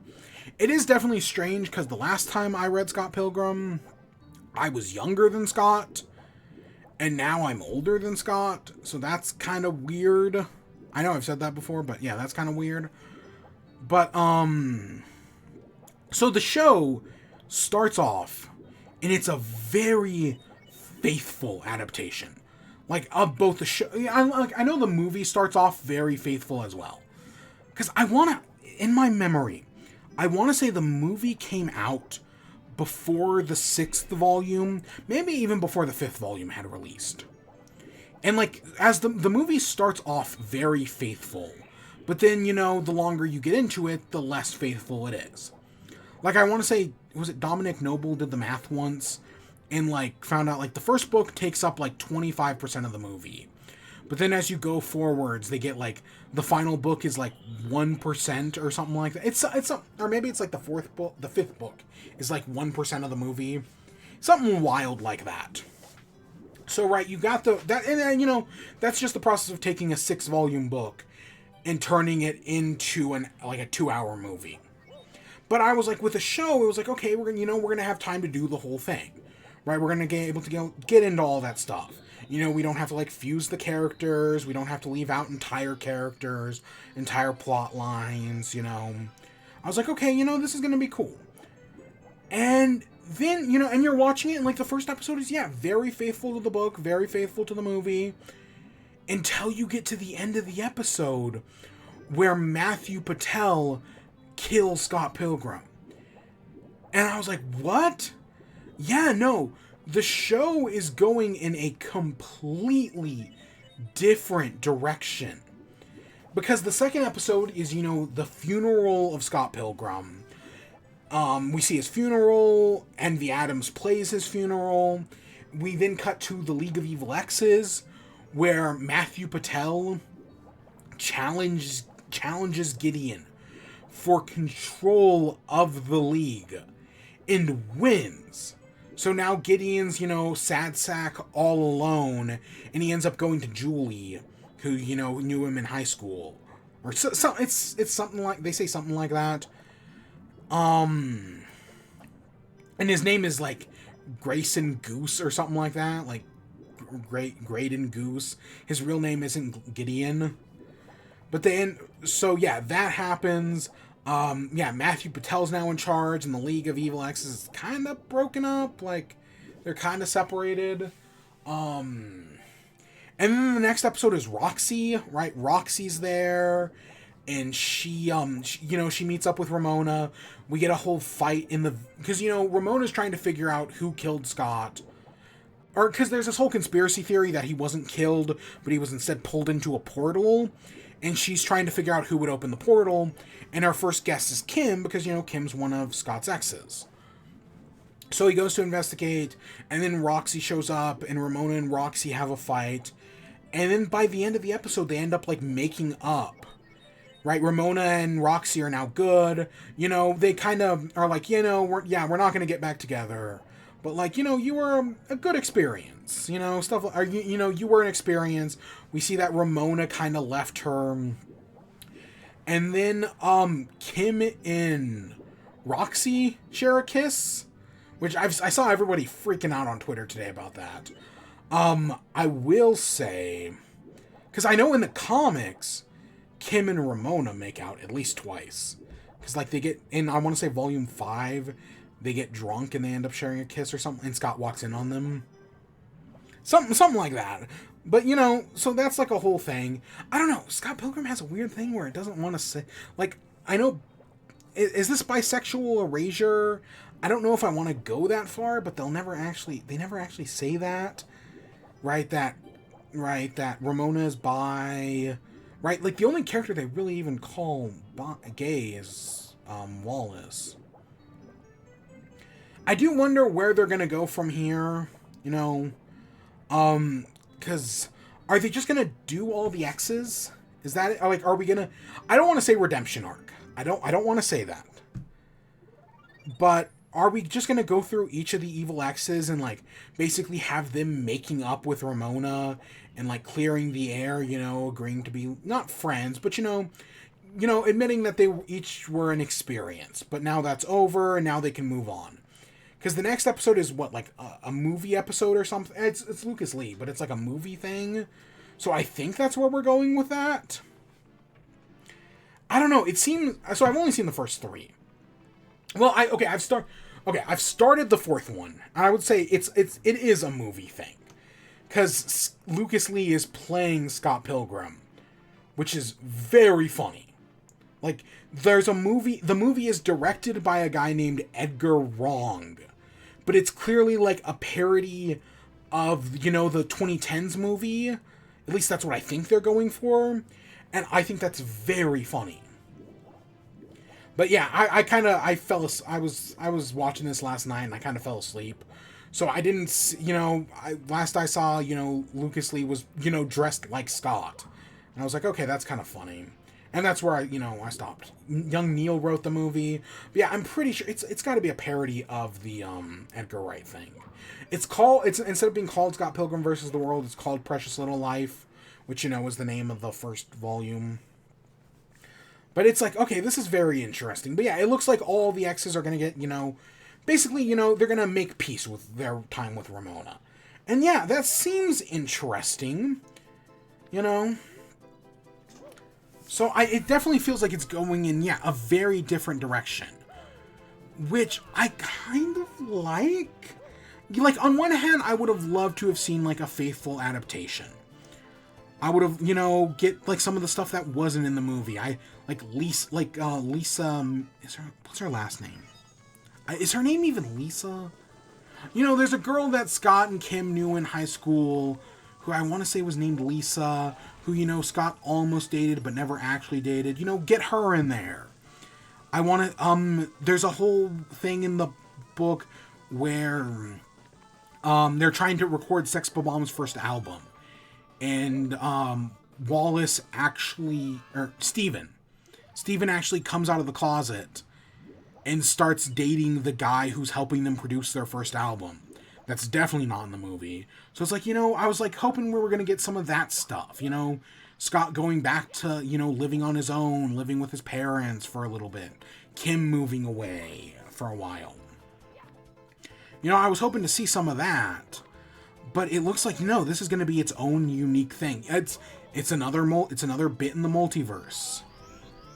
So, yeah, you know, I mean, like, I would have liked something faithful, but we just have, you know, if I want something faithful, I'll just read the book again. Which is kind of what I'm thinking. Like, oh, after I finish the show, I'll just read the book again.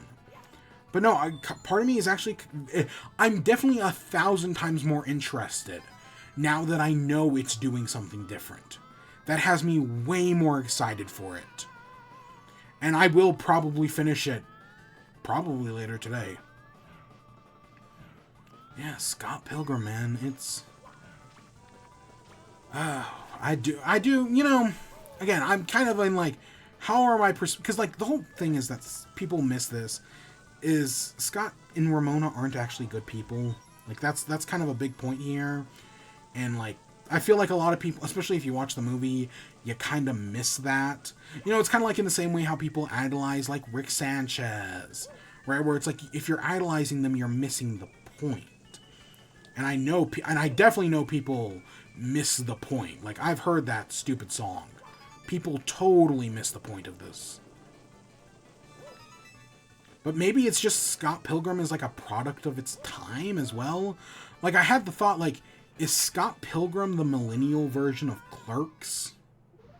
Like, where it's, like, specifically, like, something that millennials really care about. Because, you know, it captured that time period perfectly. But, like, the older and the younger generations just don't get it. And, I mean, that's definitely something I'm thinking about, but, you know. I don't know. Definitely next week we will talk about it more, and, you know, I'll give my full thoughts on it. But I gotta finish it. But I thought I'd throw it on here anyways, because I did start watching it. And so, I guess that takes us to the end. You know, I guess that's our outro. So, yeah, that's the strike list. 3 hours and 14 minutes? Not bad. Not bad at all. So, do I expect the strike to start up again here soon? Honestly, I would say it's the flip of a coin, but I wouldn't go that far. It's possible. I don't know. I've heard the problem with the current contract is AI. Right? That, I guess the AI stuff in the new contract is very vague. But other than that, you know, they could still pass it even with that. Because the contracts go up again for negotiation in like 3 years. But it's just, what are the studios going to get away with in the next 3 years? Because they've already been getting away with some shit. So there's always more shit they can get away with. And they're definitely going to try. Like, they're 100% going to try. Yeah. What else? I don't know. I guess, you know, I'm just going to go back to talk, you know, in chat, I'm just going to go back to talking about movies like I did before. I don't plan on that changing anytime soon.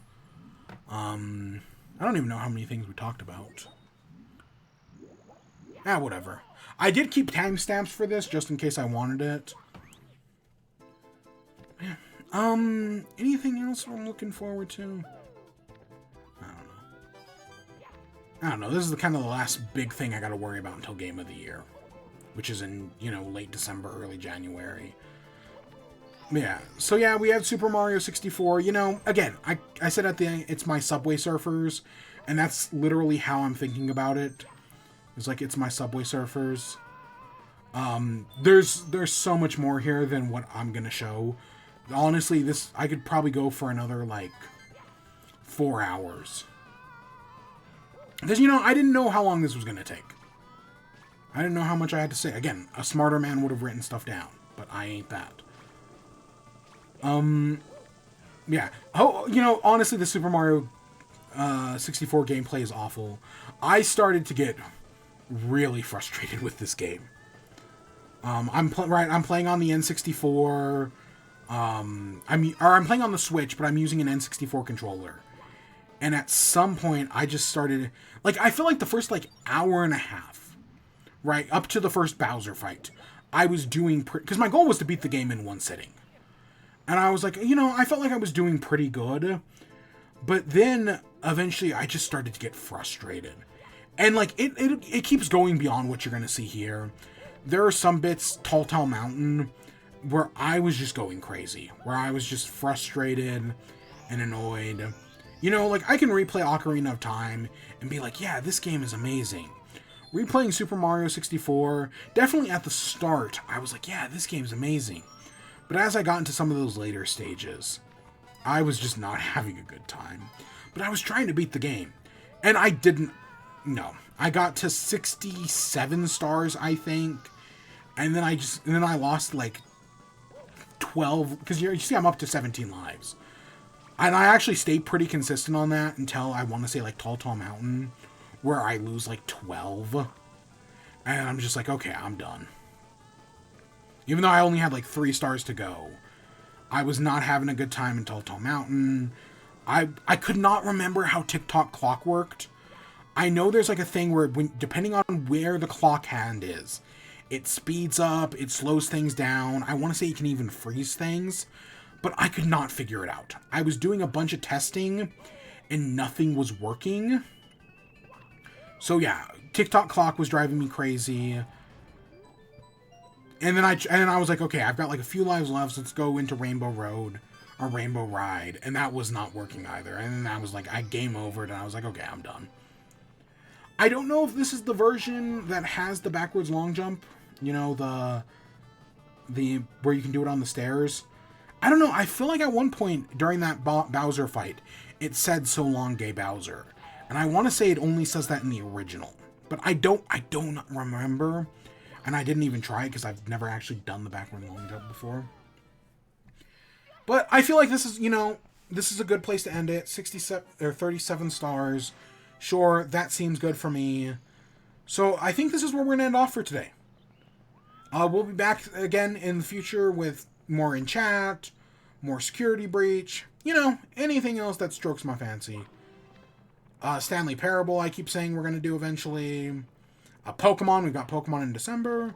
So yeah, we'll be back. But until then, I hope you all enjoyed. Stay tuned for more. Until next time, peace.